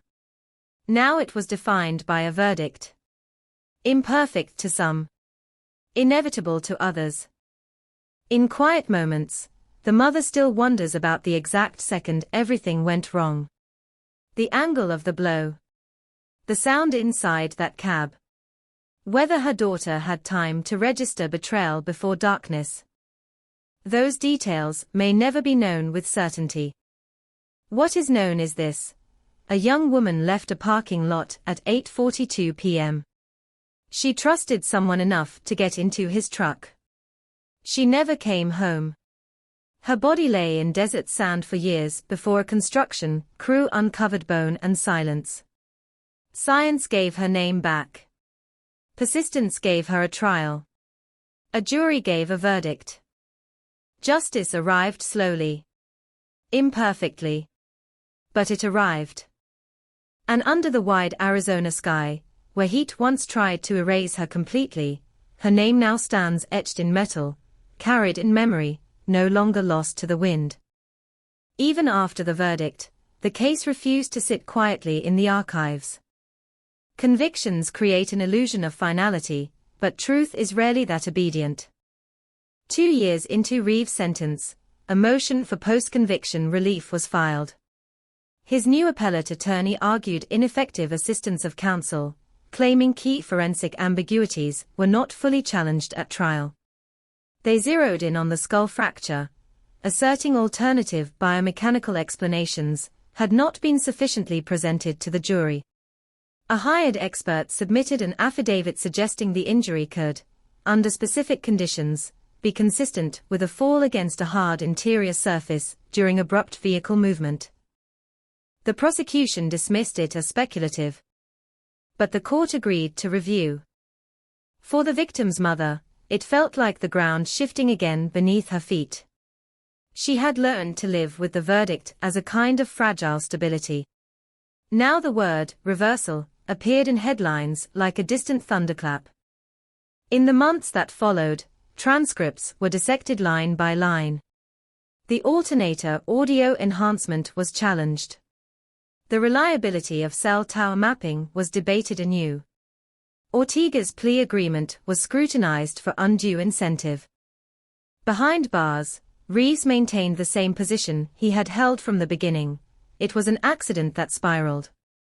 He wrote letters to legal advocacy groups claiming prosecutorial tunnel vision. He insisted Ortega exaggerated to save himself. In one recorded prison call later obtained by reporters, Reeves said, "They needed a villain. I fit the shape." Meanwhile, Ortega completed his reduced sentence and was released on supervised parole. His return to society was quiet but tense. Some in town believed he had gotten off lightly. Others saw him as the only reason the truth emerged at all. He found work in a neighboring county, avoiding familiar streets. In mandatory counseling sessions, he reportedly described recurring nightmares of headlights, cutting through darkness, and the sound of metal striking bone. The appellate hearing was scheduled in a higher court in Phoenix. In a sterile courtroom far removed from the original trial's emotional charge, lawyers debated legal standards rather than guilt. Did trial counsel fail to introduce certain biomechanical models? Should the jury have been given additional instructions on accidental death versus reckless conduct? Did the admission of Ortega's partially recanted confession unfairly prejudice the outcome? The judges listened impassively. Outside, reporters revived the case once more. Arizona 2005 desert case, conviction under review. Old photos resurfaced. Grainy images of the 2005 dig site. Courtroom sketches of Reeves at trial. A picture of the memorial plaque glinting in sunlight. The mother did not attend the appellate hearing. She said she could not endure another room where strangers debated whether her daughter's final moment counted as murder. Weeks later, the appellate decision arrived. Conviction affirmed. The court ruled that while certain forensic interpretations could be debated, the totality of evidence, Ortega's testimony, phone records, financial motive, post-incident concealment, supported the jury's finding of malice sufficient for second-degree murder. The defense had not been constitutionally deficient. The verdict stood. For the second time, a legal door closed. But something else opened. A documentary filmmaker, drawn by the long arc from unidentified remains to conviction, began interviewing key figures. Retired detectives. Forensic scientists. The journalist who uncovered the earlier assault allegation. Even Ortega, who agreed to speak on camera under careful legal boundaries. In one filmed interview, Ortega described the moment in the desert when Reeves allegedly said, "Help me fix this." The phrase lingered, "Fix this." As if a human life were a mechanical problem.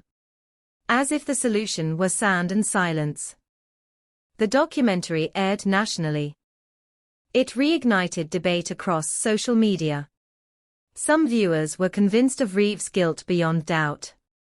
Others questioned whether circumstantial scaffolding had been mistaken for certainty. True crime thrives on ambiguity, and this case, despite a conviction, still carried echoes of it. A retired forensic pathologist interviewed in the film offered a measured perspective. In older cases, he said, we often reconstruct intent from aftermath. Burial suggests consciousness of guilt. But whether that guilt is for murder or panic after an accident can be harder to parse. The nuance unsettled those who wanted clean lines. Back in Arizona, the desert subdivision expanded once more. New houses rose along streets, with names like Solstice Lane and Cactus Bloom Drive. Few new residents knew the ground's history, unless they searched it deliberately. The memorial plaque weathered slightly, bronze dulling under sun. One evening, years after the verdict, a small bouquet appeared beside it without a note. No one saw who left it. The mother visited the next morning and touched the petals gently, wondering if it had been a stranger moved by the documentary, or someone connected more closely to that night. Speculation lingers like heat shimmer. Inside prison walls, Reeves aged. Appeals exhausted. Sentence intact. In rare interviews, he maintained the same line, I never meant for it to happen. He never admitted to striking with intent. He never acknowledged malice. His story did not evolve. Ortega, living under the weight of both freedom and complicity, avoided cameras after the documentary's release. He reportedly told a friend, I thought testifying would end it. It doesn't end. For the investigators who spent decades on the case, the conviction brought professional validation, but not complete satisfaction. There was no recovered weapon. No exact second frozen in irrefutable clarity. Only a convergence of evidence strong enough to meet a legal threshold. And yet, when the lead detective stood once more at the edge of the desert, years after the trial, he felt something close to quiet. Not triumph. Not closure. Something steadier. A nameless set of bones had become a daughter again. A shallow grave had become a courtroom reckoning. The desert had tried to erase her. Time had tried to bury the questions. Silence had stretched across years like open sky. But persistence, human, flawed, relentless, had pressed back. The wind still moves across that stretch of Arizona land. It still lifts dust into spirals that vanish as quickly as they form. It still carries the faint echo of engines in the distance. Yet now, when people speak of that place, they do not say Jane Doe. They say her name. And that, in a story born from sound and secrecy, may be the loudest verdict of all. Years pass differently for different people. For the legal system, years are measured in filings, denials, stamped dates, and docket numbers. For families, they are measured in empty chairs at holidays and the slow recalibration of grief into something survivable. For the desert, years are nothing at all. A decade after the conviction, the case resurfaced in a way no one anticipated. It began not with a courtroom, but with technology. A non-profit forensic lab, partnering with county agencies across Arizona, launched a review of legacy evidence using updated touch DNA extraction methods, techniques far more sensitive than what had been available in 2005, or even during the trial. The original clothing recovered from the shallow grave had been preserved in climate-controlled storage. At the time, testing yielded nothing usable beyond environmental contamination. Now, technicians believed they might retrieve more. The review wasn't initiated because of doubt about the conviction. It was part of a statewide cold case modernization effort, an audit of unsolved or historically complex investigations. But when the lab's director saw the file, he paused. This case had shaped careers. It had moved juries. It had survived appeal. And yet, scientifically speaking, it had been built on inference more than molecular certainty. With approval from the district attorney's office, the clothing was re-examined. Months later, a preliminary report landed quietly on the prosecutor's desk. Partial DNA profiles had been developed. More than one. The first profile was consistent with the victim, expected. The second was consistent with Ortega, also expected, given his admitted presence. But a third, partial contributor emerged. Male. Incomplete. Not sufficient for CODIS entry. But distinct. The finding did not exonerate anyone. It did not identify a new suspect. It did not contradict the established narrative. Yet it complicated it. The district attorney faced a decision: disclose the findings publicly, or treat them as scientifically ambiguous background noise. Legally, because the case was closed and appeals exhausted, there was no immediate obligation beyond internal documentation. He chose transparency.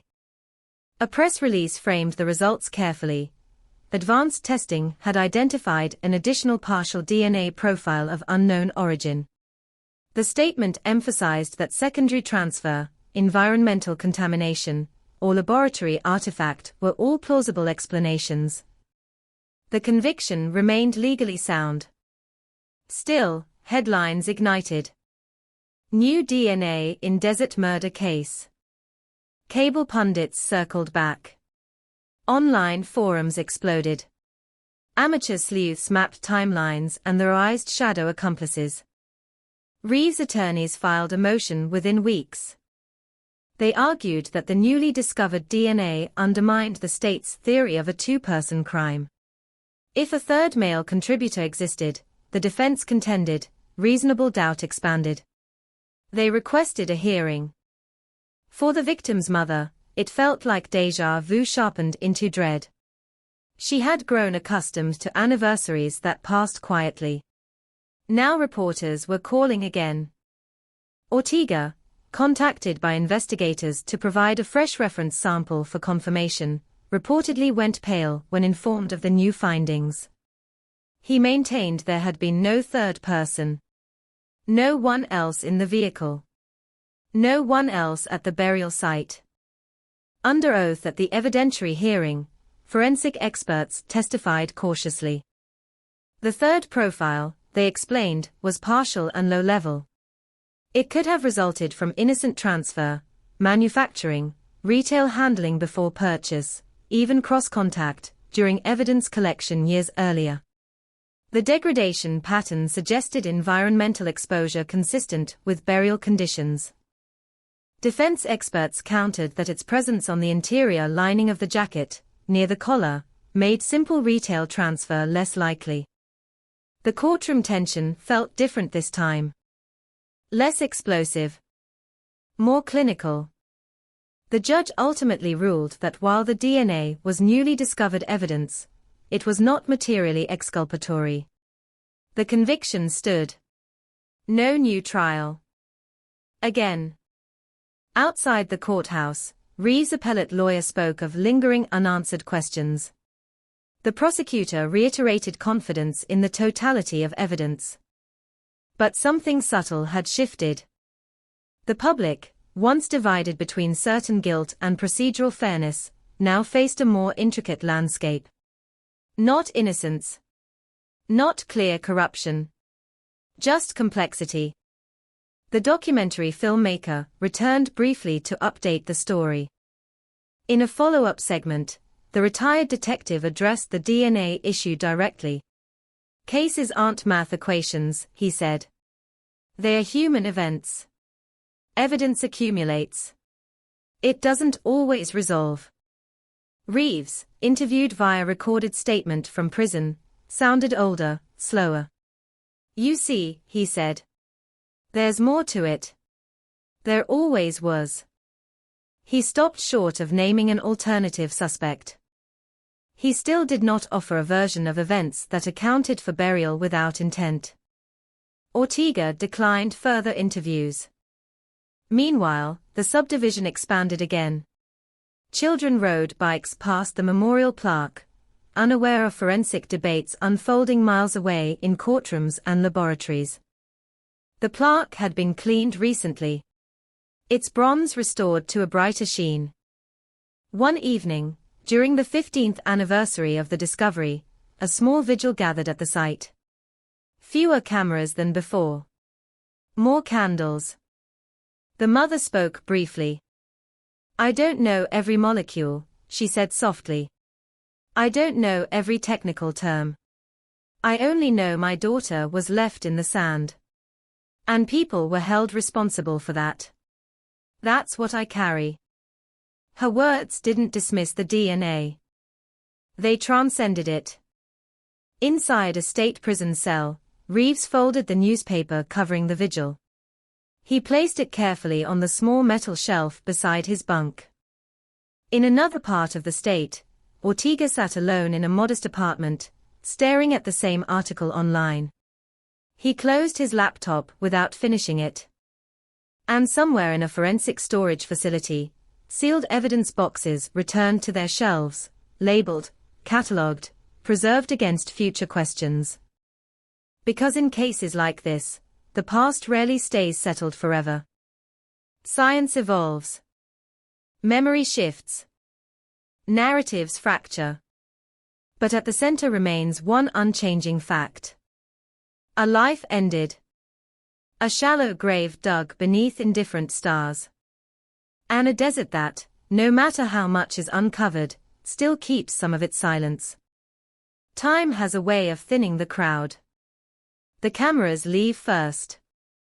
Then the analysts. Then the commentators, who once dissected every inconsistency like it was a puzzle meant to be solved before midnight. What remains are fewer voices, and heavier ones. 20 years after the night in the desert, the case no longer trends. It surfaces occasionally in law school lectures about circumstantial evidence. It appears in forensic science conferences as a slide titled, "Legacy Evidence and the Limits of Certainty." It lives in archived footage and long-form podcasts, consumed by insomniacs and commuters. But for those who were there, it never became academic. The lead detective retired quietly. On his last day, a junior investigator asked him which case he would take with him if he could solve only one again. He didn't hesitate. "Desert burial," he said. Not because he doubted the verdict. Not because he believed the wrong man sat in prison. But because some cases never fully crystallize in the mind. They remain like photographs slightly out of focus, recognizable, but never razor-sharp. Reeves aged into a different man behind bars. Prison records described him as compliant. He completed vocational programs. He mentored younger inmates. He avoided disciplinary trouble. In periodic parole reviews, though eligibility remained distant, he maintained the same refrain: it wasn't murder. He never provided a new version. He never filled the gaps. And that silence, more than any statement, became part of his legacy. Ortega moved out of state eventually. Public records show a change of residence, a new job classification, fewer online traces. He petitioned successfully to seal portions of his plea documentation after completing supervision. He did not erase the past. But he narrowed its footprint. The victim's mother aged too. Her visits to the memorial plaque became less frequent, not from lack of devotion, but from the simple arithmetic of years. On the 20th anniversary of the discovery, she brought her grandchildren. She told them who their aunt was, not how she died, but how she laughed. What music she loved. How she once insisted on painting her bedroom a color so bright it shocked visitors. Memory, she decided, should not be owned by violence. Meanwhile, the DNA profile remained unidentified. Advances in forensic genealogy transformed other cold cases across the country. Names emerged from decades-old bloodstains. Family trees rebuilt strangers. Arrests followed. Speculation returned briefly. Would the unknown partial contributor ever be traced through genealogical databases? Experts were cautious.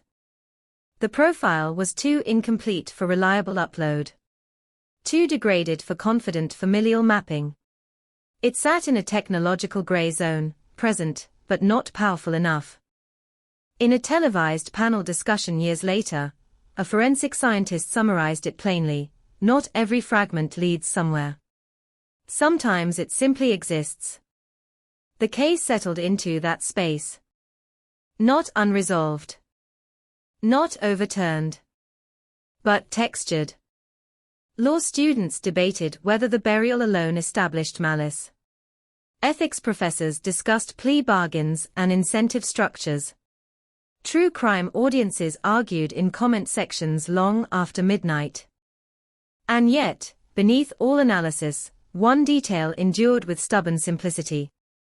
She had been left in the sand. On a late autumn evening, decades after the crime, a windstorm swept across that stretch of Arizona desert.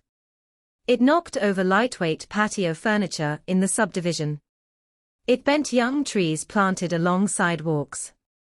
It drove grit against windows in dry whispers. By morning, sand had gathered in thin drifts along curbs and fence lines. Near the memorial plaque, the ground bore fresh patterns, wind-written, temporary. A neighbor walking his dog paused there briefly. He didn't know the full history. Only that something tragic had happened long ago. He brushed a bit of sand from the plaque with his sleeve. Just a reflex. Just a small act of recognition. In prison, Reeves marked another year on a calendar. In another state, Ortega avoided news entirely. In a quiet home, the mother folded a faded photograph and returned it to its place in a drawer lined with keepsakes. The legal system had spoken. Science had examined. Media had amplified. But beyond verdicts and evidence, beyond doubt and certainty, the story resolved into something more elemental. A reminder that truth in human affairs is rarely a single beam of light. It is layered. Refracted. Viewed from angles that shift with time. Some believe justice was fully served. Some believe questions remain. The desert offers no opinion. It holds heat. It holds wind. It holds silence. And sometimes, if persistence is relentless enough, it yields what it tried to hide. But even then, it never gives back everything. In the end, cases like this don't conclude. They settle. They sink into the bedrock of a place, into institutional memory, into family law. They become less about headlines and more about inheritance, what gets carried forward, and what refuses to fade. 25 years after the burial in the desert, a university in Arizona hosted a symposium on wrongful convictions and forensic evolution. The case was included in the curriculum, not as an example of proven injustice, but as a study in layered certainty. A slide appeared on a large projection screen. State vs. Reeves, 2008. Circumstantial homicide conviction. Burial as evidence of malice. Post-conviction DNA ambiguity. Students debated vigorously. Was concealment proof of intent to kill, or proof of panic after an unintended death? Does a plea bargain distort truth, even when testimony aligns with physical evidence? If science later introduces uncertainty, does that retroactively weaken a jury's moral conclusion? The professor didn't answer. He simply let the questions hang. Because the power of the case was not in its resolution, it was in its resistance to being simplified. By then, the subdivision built over the once empty desert had matured. Trees cast real shade. Children who had ridden bikes past the memorial plaque were adults themselves.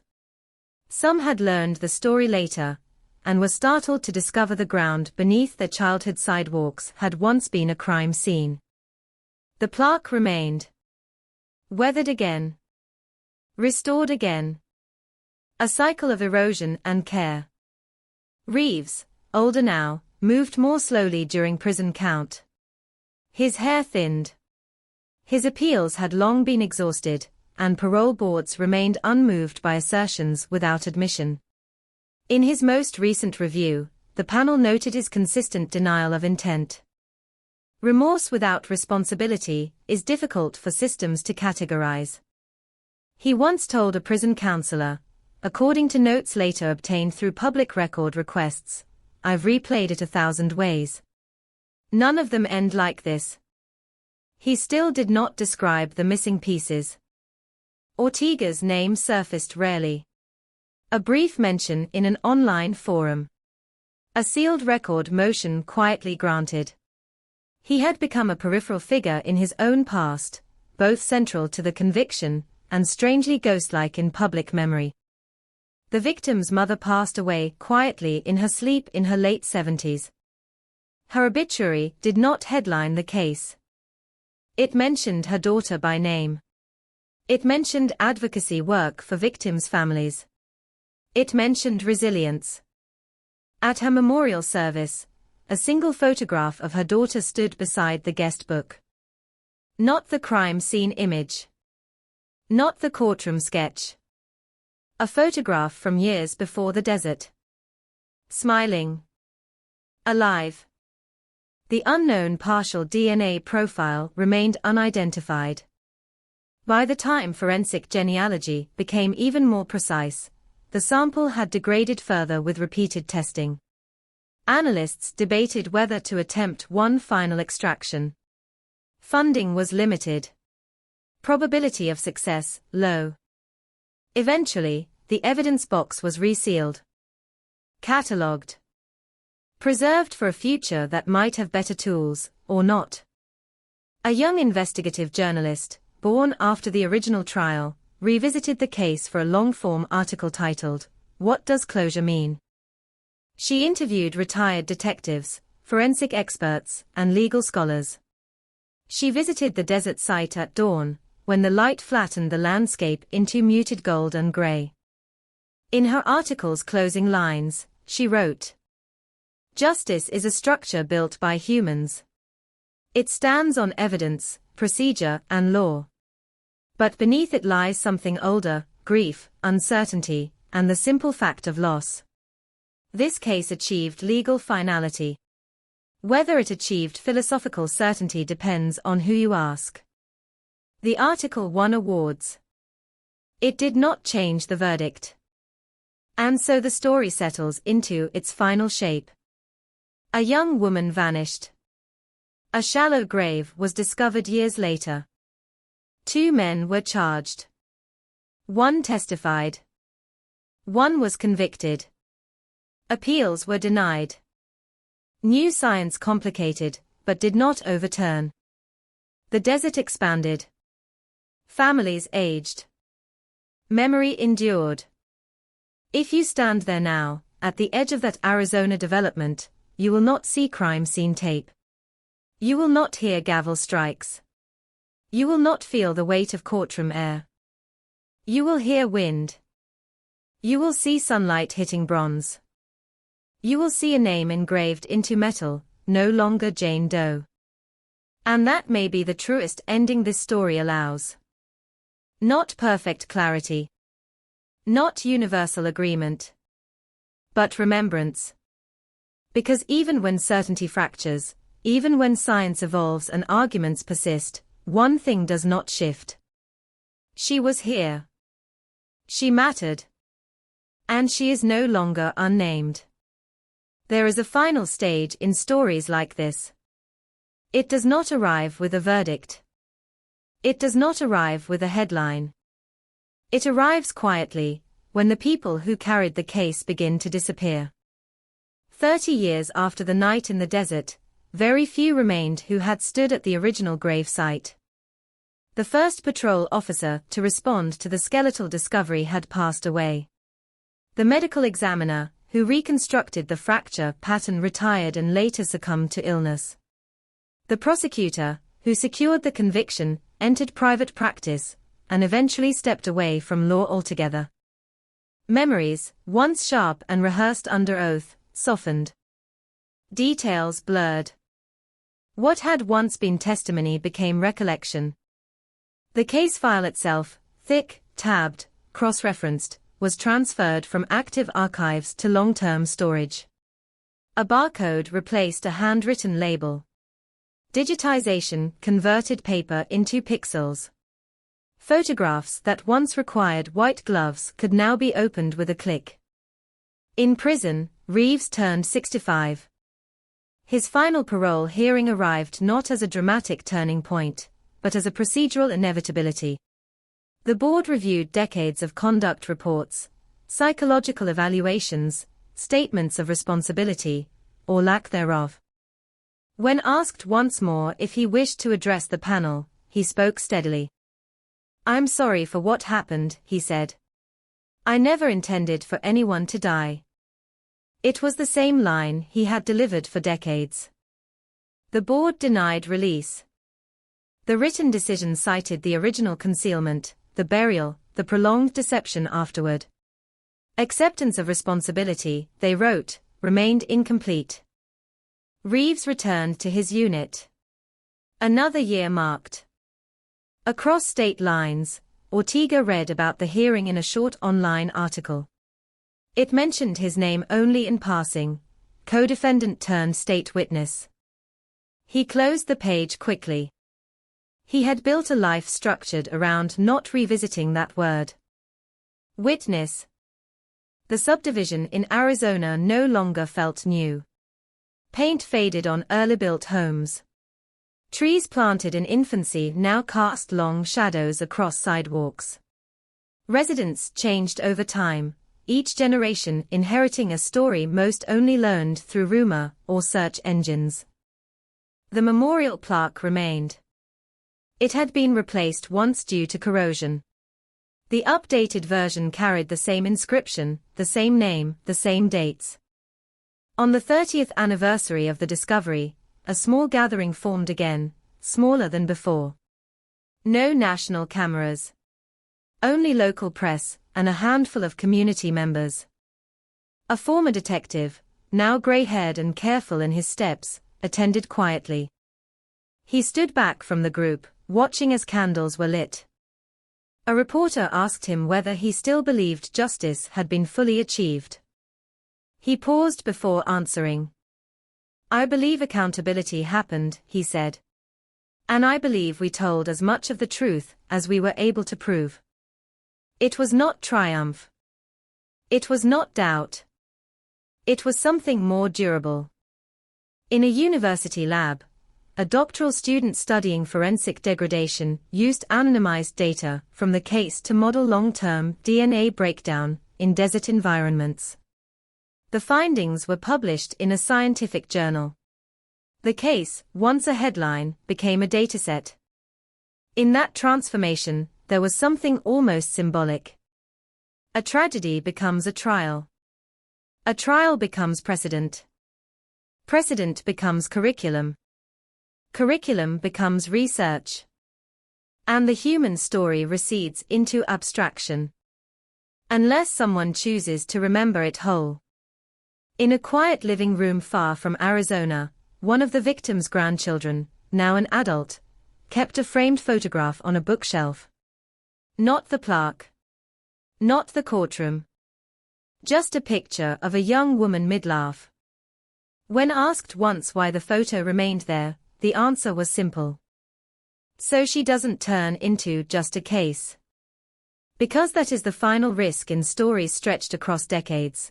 That they calcify into legal citation, or forensic milestone, stripped of pulse and breath. But beneath every appeal, every evidentiary hearing, every DNA profile and appellate ruling, there was always a single, irreversible fact. A life interrupted. The desert still moves as it always has. Wind reshapes the surface grain by grain. Storms come and pass. Subdivisions age. Generations shift. The earth does not hold memory the way people do. It does not argue guilt. It does not debate malice. It does not parse intent. It simply holds what is placed into it, until something, or someone, insists on uncovering it. And in this story, someone did. Again and again. Until a name replaced anonymity. Until a burial became a reckoning. Until silence was broken, even if not perfectly. No story like this ends with absolute certainty. It ends with layers. With law and science and grief interwoven. With questions that linger softly at the edges. But it also ends with something undeniable. She was found. She was named. She was remembered. And in the vast, indifferent quiet of the desert, that remembrance may be the only permanence that matters.